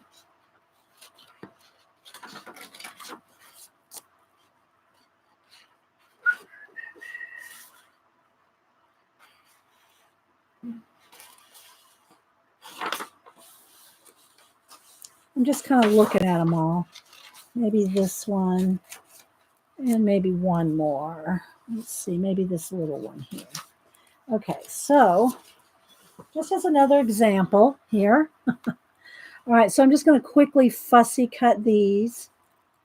And this is one of those things that if you wanted to, you could just glue it on with your tacky glue, but I still have some glue sitting here, or some matte medium sitting here. So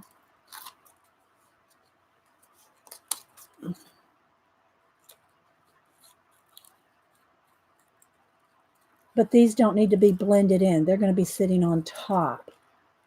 I'm going to do my watch hands. I want to do my mist and some waterfall. And then I'll show that, what one was it? Did you wanted to see? The abandoned, what was it? Abandoned theme parks. Theme parks, right? It looks like it's a holiday for the trolls are out of school. The trolls are out of school. Okay, so now I've got these little elements here. So I'm going to just kind of look around. I just picked 5. I might have been a little more particular if I was going to, you know,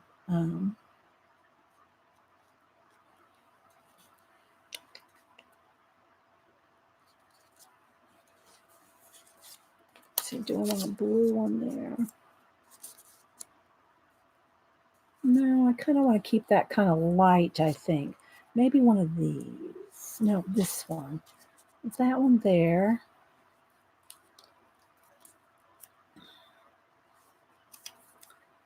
Up here, I'm going to make this a little more cut out here.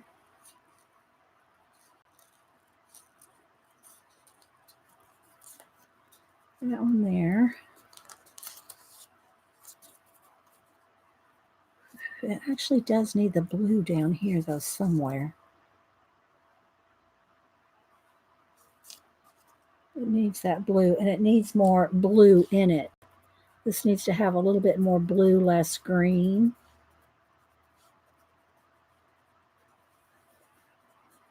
Okay. That might go there. No, that's where the waterfall is going to be. So I better keep this one over here. because that's for the waterfall. I want the waterfall there. And maybe this one right up there. Okay, I'm going to roll with this. I probably should take a little bit more consideration, but I'm not because I want to get this done. So I'm just going to go ahead and pop these on here.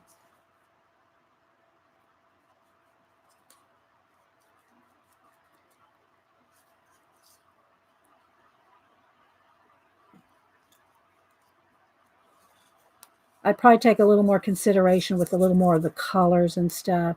But I just want you to see how you can use, some different elements, different collage things.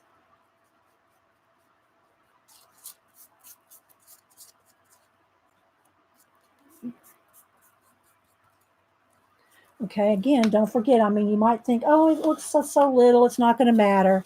You do want to smash this out.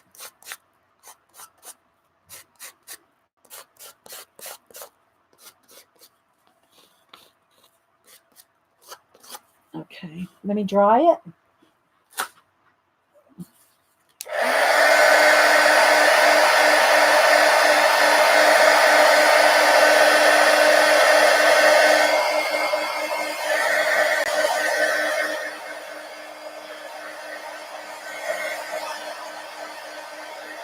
So I kind of quickly want to do a couple things.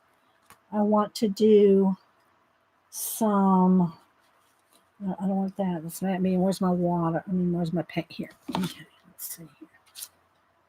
All right, I want to do a couple things. One, I want my white pencil, which is not sharpened. Let me get one sharp. Where's the sharpeners?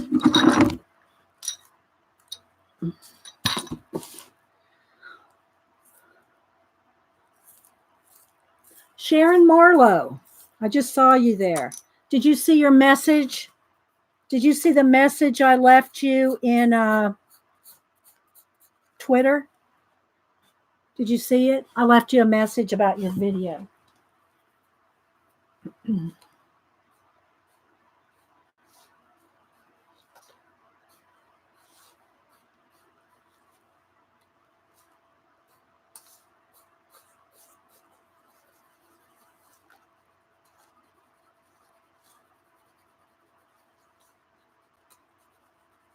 Did you see it? I'm going to look and see if she answers. Sharon, did you see your message in Twitter?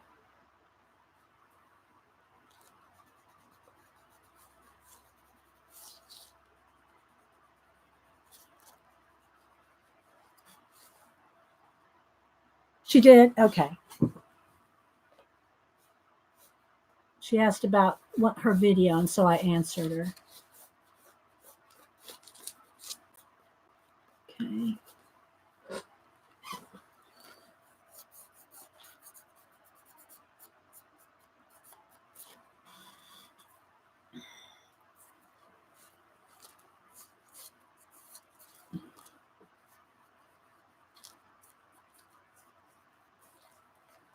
Okay, now let's go ahead. I got a couple more things I want to do.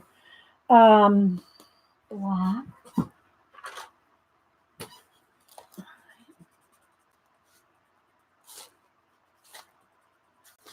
No questions. I don't see any, so I'm just rolling along, guys. There's Hubster in the garage. I don't see any other questions or anything. You're welcome. All right, so let's see. I didn't get anything really going much in here, in that little window there, which I could put a little definition to.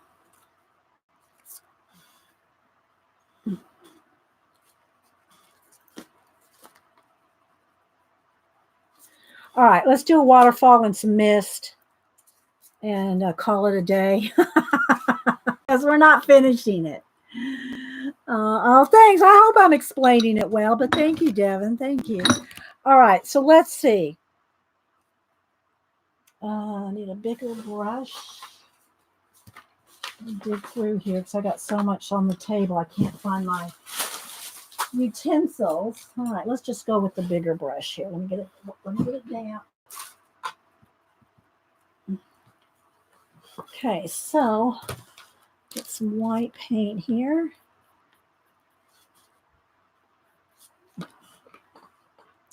All right, I got to think for a minute. Do I want it coming off of here or just coming off of here? I think I want it just coming off of here. So I'm just going to kind of...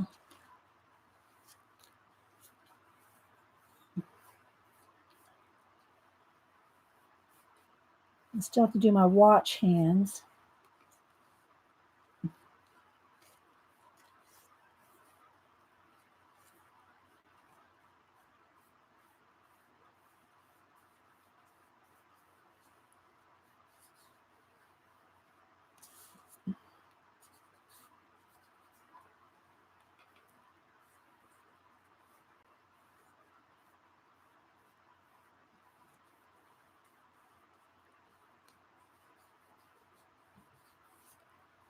Let's just kind of smooth that out.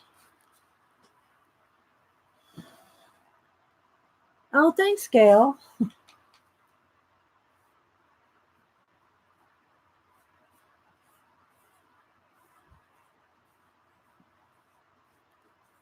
So it looks like there's light back behind here, see?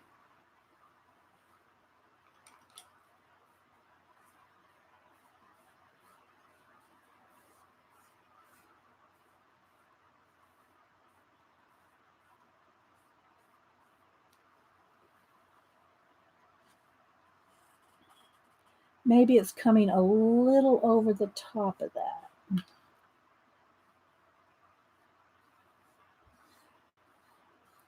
Either that or this waterfall's a little bit in front of that door. That door might be set back behind there a little bit.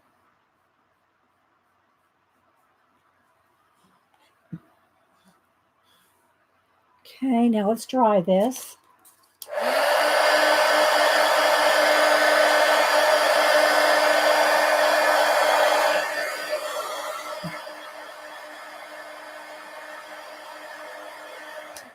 And maybe there's just a little bit more. Going back to the pencils here. See if this is going to be dark enough. Just a little bit more color back in behind here. Oops, don't want to mess up my doors.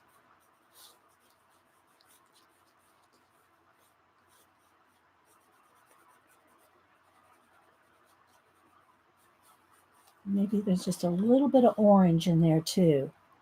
Maybe there's just a little bit of glow back in there.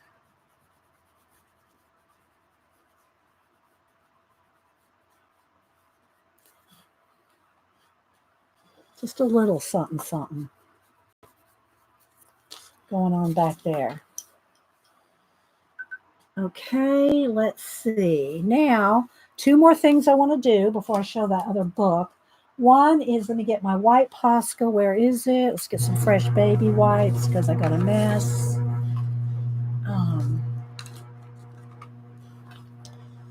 Here it is. Okay. Now I need a ruler for this. I need a ruler for this part. Okay, so I know I want my watch hands to come from here, and I want it to come up through here.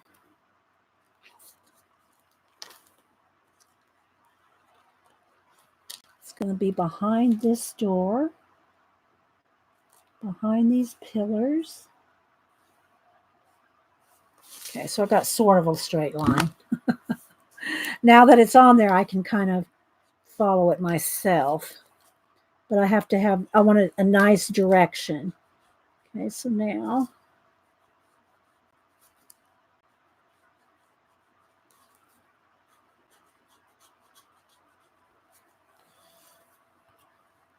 I'm going to have to turn this, guys, because I can't draw a straight line on a curve here.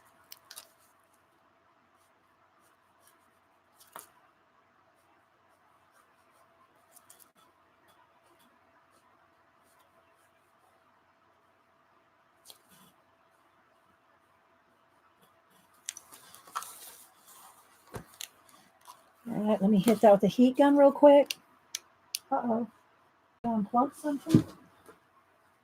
What do I do? Don't tell me my heat gun actually went out. No. It might have, guys. Oh, there it goes. I think I just had the plug. The plug wasn't plugged in all the way. Okay, because I want to put, I got to turn it again. I'm going to put a little bit of an orange glow.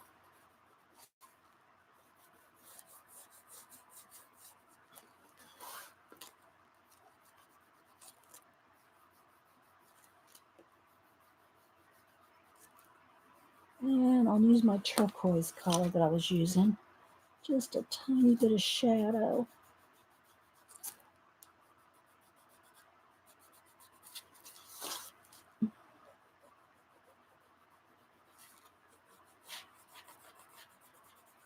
Okay.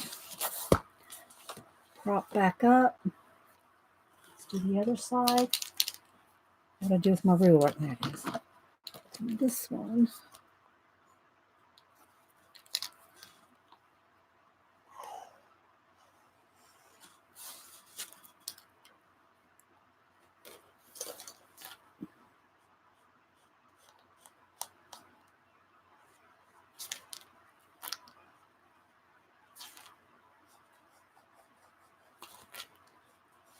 I'm not looking at chat, guys. I'm trying to get this done. Maybe I'll have a star point right there.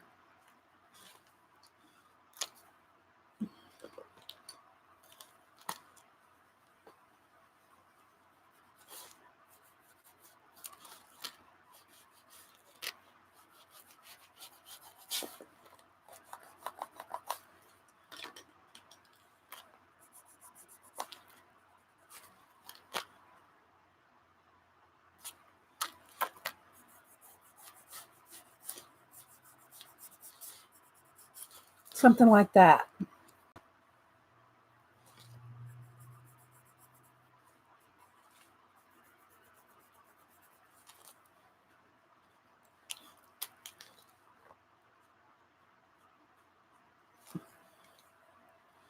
All right, now I want a couple of star shines.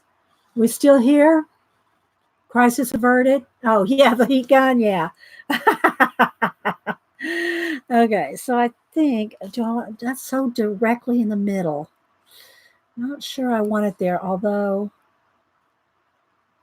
maybe right here on here. Let's go ahead and go to the right there. That way I'm kind of tying these two sides together a little. Let's see if I can get that to look straight.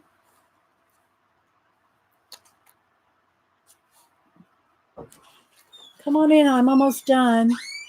Did you go get your car? What? Huh?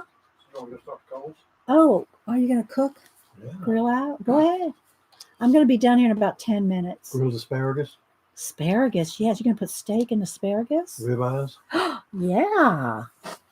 Sound like a plan, man. Sounds like a plan. That's a nice thing to do on your day off. All right. Steak and asparagus? Go for it.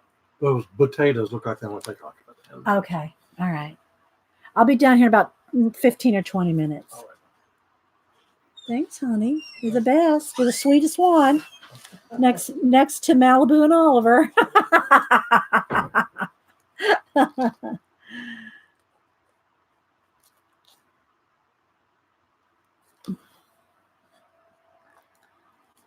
Hi, Suze.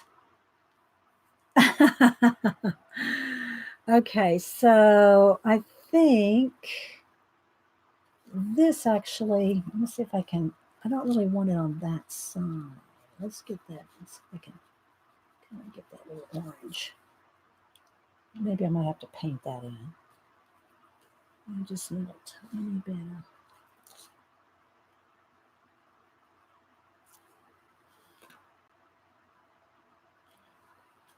Maybe I'll just put it orange right there in the middle. Okay, let's clean this brush. Let's have to do my Inktober, guys. All right, let me dry this and we'll do some mist. And then we should be, I'll show that book. She is a great hubster, Sierra. My watch keeps telling me to breathe.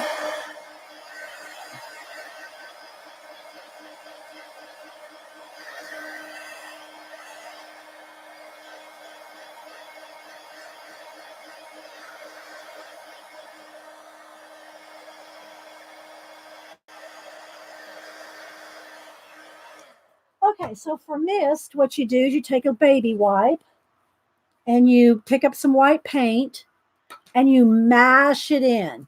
I'm not mashing it into my hand. I'm trying to mash it into the baby wipe, right? Now I have to decide where my mist is going to roll. I want some mist rolling out of this door. Well, maybe not. Maybe out of this one. All right, so let me just kind of look around for a minute.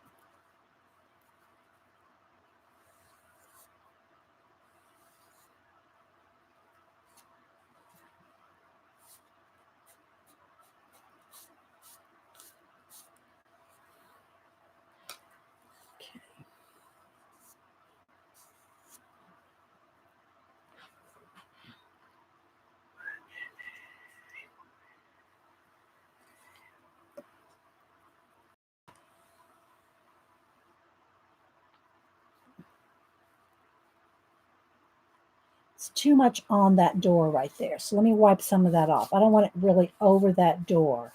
I don't want it right there. It's too much of a tangent right there. Let's see. Almost come right across here.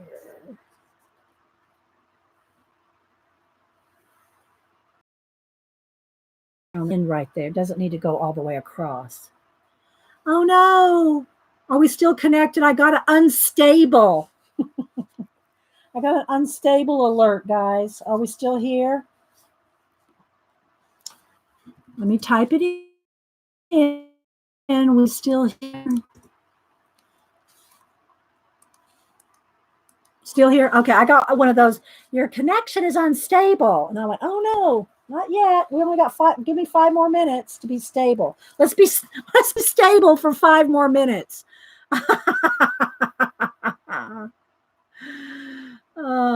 So I don't know. Do I want any more? Do I want any more mist or anything here? Maybe a little here. Let's see.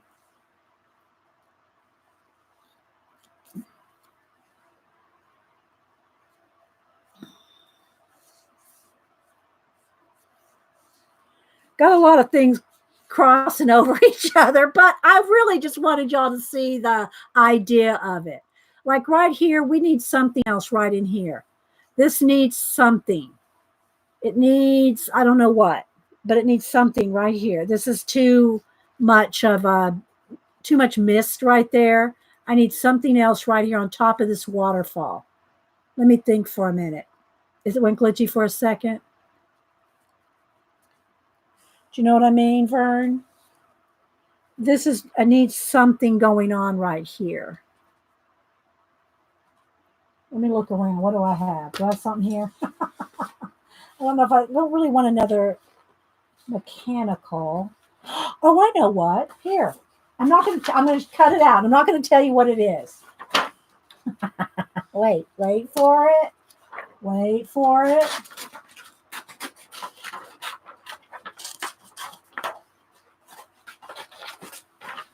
Hang on. I'm just going to watch chat for a second while I cut this out. I got to fussy cut it. So hang on, guys. Got to fussy cut this out. And then I'll show that book.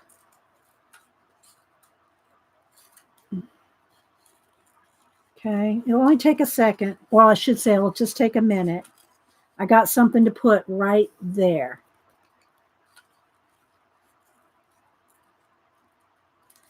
But it has to be fussy cut.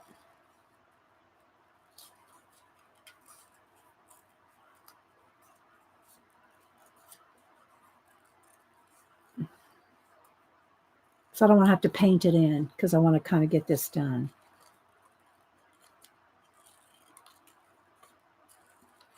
I'm just letting all these little pieces fly on the floor. I never let that happen, but I'm doing it right now. I'm letting all the little pieces I'm cutting, fussy cutting, I'm letting them just fall on the floor. I never do that. And it's bugging me just to think about it. So I'm trying not to think about that I'm letting little bits of paper just fly. Because it's really a mess as it is to clean up without little pieces of paper all over the floor. But I'm almost done. Almost done. You're all going to like it.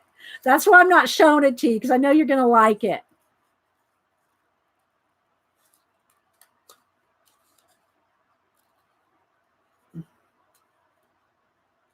I'll have to post as a WIP, a work in progress, because it's really not going to be 100% done. And again, guys, I really didn't want it to be a finished day. I wanted it to be just working just on different elements so you can see how I work on different elements. No, you know what I mean? Okay, one more little piece here. I'm almost done. Almost done. Close, Azure. You're close.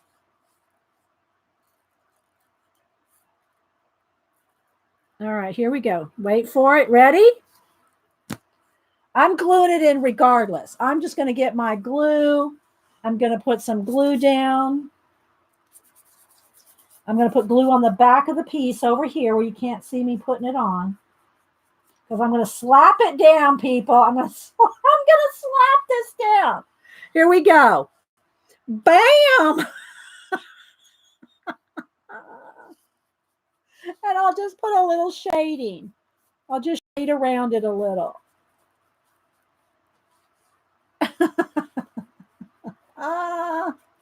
See, didn't it need that? It needed that right there. Now I'm going to put some water like coming over a couple of his little tentacles there. All right, let me dry it. Hang on, let me put this in my glue water. Wait, let me wipe off the excess. All right. Oh my gosh, there's little pieces of paper all over the floor. Okay, let's dry.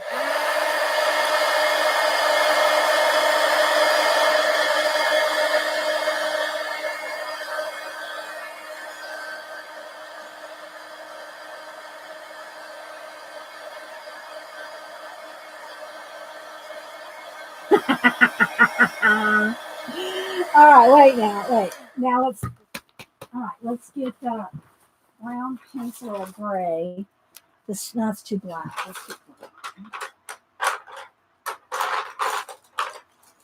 Okay. Now I'm just going to put a little bit of shading here.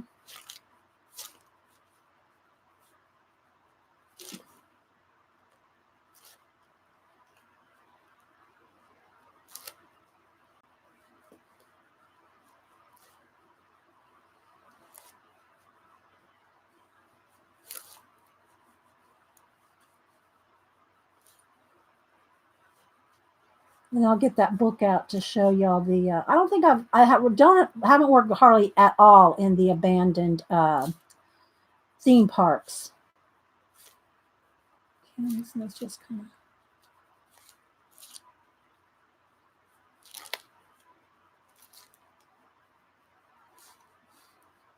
Okay, now let's maybe put a little bit of highlight, just a couple. Some of the little tentacles, maybe there's a little highlight on it.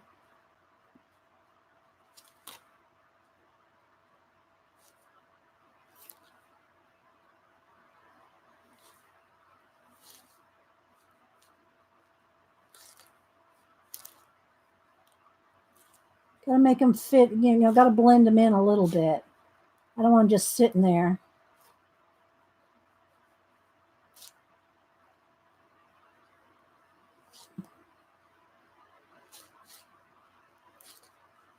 All right. Now, one last thing. Let me get my brush. There's the brush I was using.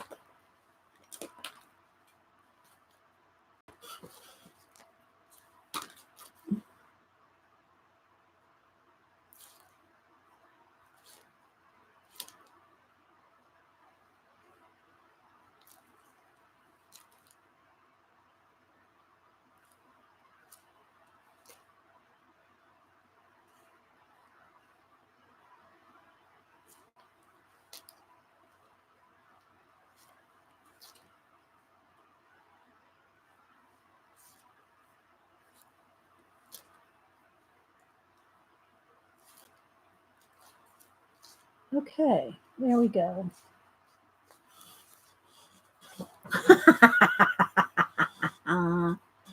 Oh my gosh. Okay, we're going to stop at that, guys. Again, I could do a lot more fussy stuff, but I'm going to stop so I can show that book. All right.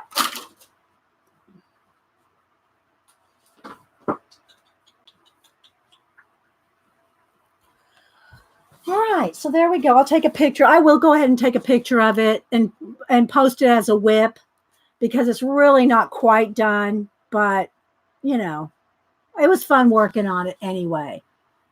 You should be skipping a row. All right, so there we go. It wants to kind of flash out, but so I hope y'all got some ideas. I did take you through everything, every product, and the only thing I didn't do is varnish it. But I've shown how to varnish before with and I talked about it at the beginning. So, all right. So real quick, I'm going to show, this is the abandoned, see if I need to prop it up so there's no glare. Oh, let's move some of this out of the way. Hang on.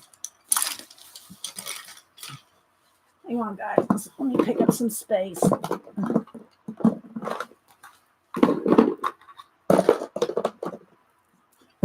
Okay. So I have some place to open the book.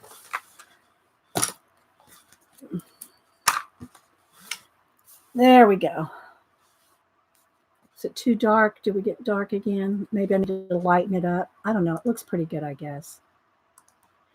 So there we go. Oh, you're welcome. I'm glad y'all. Hope it was helpful. You know, I try it to make it helpful for you guys. All right. So the abandoned theme park, hauntingly beautiful, deserted theme park. Steph Lawless is the, I guess, photographer and or editor. One or both. All right. So I'm not going to show you every page. I'm going to do a flip. And I'm going to start from the back just because I might need to prop this up some more because it's going to be a glare. So look, like there's dinosaurs here at the back.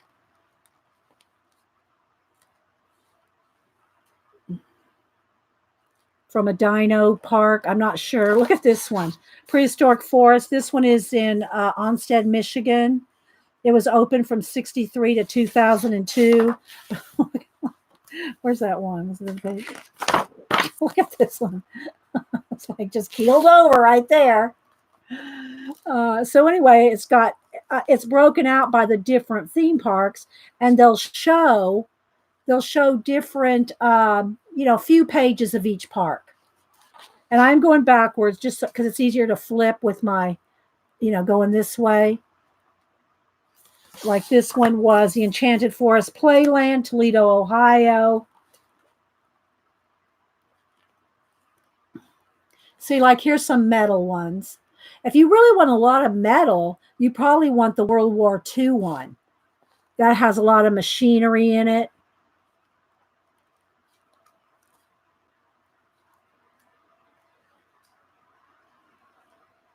See, now I'm looking at it. I want to work in this one too. See? You sent this book, Suze? Okay. Thanks, Suze. Yeah, I haven't much chance to work in this one yet. But trust me, they'll get worked in. Oh, here, I did this. I did a swoop of paint right there. I thought of somebody coming up, just going right up off, right off the rails.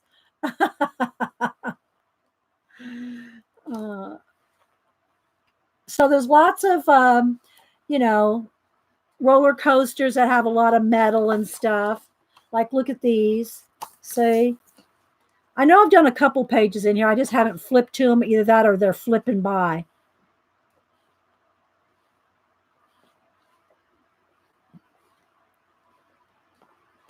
Thanks, guys. I hope you enjoyed the stream. Yellow Brick Road right there. Look, we're off to see. Yes, it's literally a yellow brick road. Land of Oz, Beach Mountain, North Carolina, from 1970 to 1980. So we just need to put Dorothy and the wizard, the Tin Man and all them in there. That'd be fun, wouldn't it?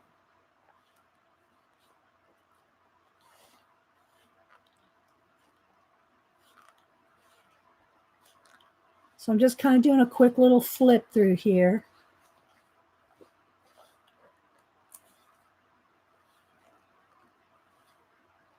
I know I've done a couple. Here we go.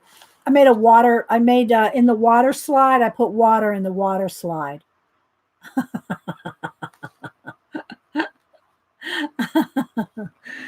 Oh, let's see, what else have we done in here?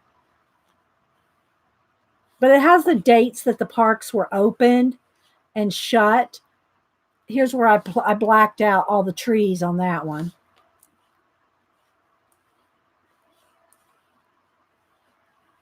So if anybody's interested in looking at this one, oops, pass something up. Did I work in that area? It wanted to flip. Oh, here we did. We did this double page spread. I can't show you a before.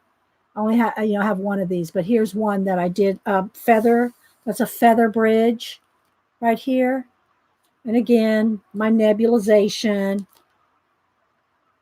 And yeah, some water, yeah. So there's one. I think this is the probably only completed page in here.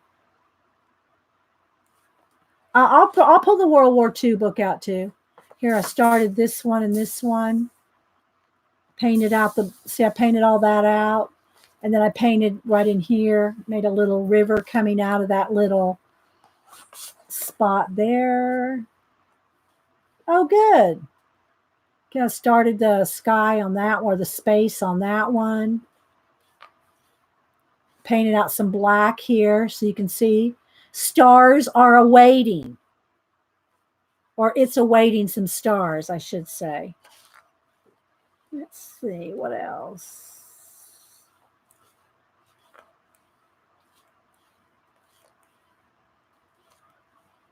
So you can see that'd be fun to do.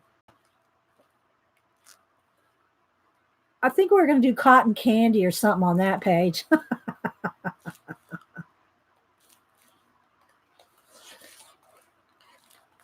And see all those black squares, all this black, that's all paint. All these places that you see black.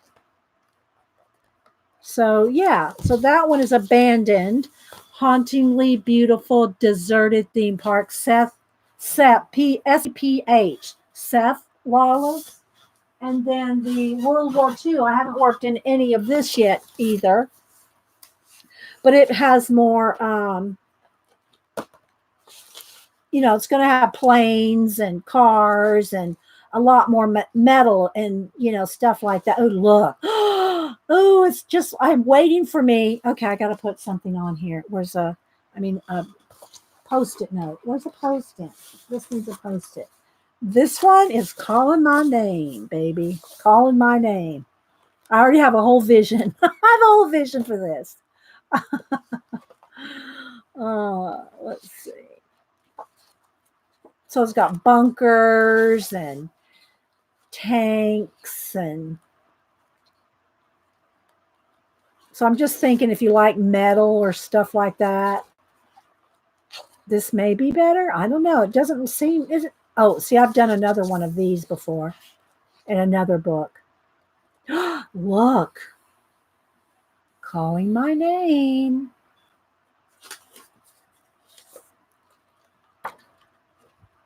Oh, look, the seahorse. Oh, no, I put that in there. I forgot I put this in here when we did it. I went, okay, we need something. I forgot I stuck this in here. I went, oh, see you. This is going on this page. That is going on that page eventually. My gosh. See, I do so many things, guys. I tell you, I forget where we've gone, how much we've done in the last 9 years. So yeah, this one, I mean, it's got a lot of possibilities. This has got a lot of possibilities. Right, look at that. Oh my gosh. See, I love this. Look at that, guys. Yeah, the Survivor Towers. Yeah, I did a double page spread in Abandoned. I think it was an Abandoned of that piece. Or that place, I should say. So yeah. So I hope y'all enjoyed today's show. I tried to show you as many little tips and tricks. Don't forget to make yourself a list. Make yourself a list of the things you like. Oh, that one's another good one. Um, Make yourself a list of the themes, the symbols, the motifs you like to use. And again, if you don't like abandoned things, then don't get an abandoned book. Get something. Get a garden book, a travel book. You can get a book on any place in the world. If you like Paris or, whatever, get you a book on something that you're going to like, because that's a lot of pages, right? These have a lot of pages. And if you don't like working in them, you're not going to work in them. So, all right. So any other questions or anything, guys, before we go? I hope you enjoyed it. We did kind of work a little bit on this. And there's our little door here. Yeah, there's a little door. I'm kind of flatten it out a little. You're welcome, guys. I'm so glad you liked it. I'm not sure what we're going to do on Wednesday. I have been working on my Poe book. I've been working on, cutting and pasting the whole 18 stanzas of The Raven. Oh my gosh. But also might want to do another. How did your pumpkin? Yeah, there's a video on the pumpkin. Yeah, there's a video on it. And then last Wednesday I showed it again. I showed it completed again. So yeah. Thanks, Rebecca, and anybody else I missed. Jerry, I'm sure I'm missing some people. Thanks, Picola, for being an awesome mod. You and Julie. Well, Janet, she's somewhere back there. You're an awesome mod too, Janet. I love you, Janet. But Julie and Picola, they're like right there on the spot. Oh, you did? Oh, good. So then you have to post pictures. Post them on Instagram. All right, guys. Well, I'm going to head out because, Hub's just grilling out. He's grilling out steak and asparagus. I got to be there for that. All right, guys. Y'all have a great day. Thanks, everyone. Bye.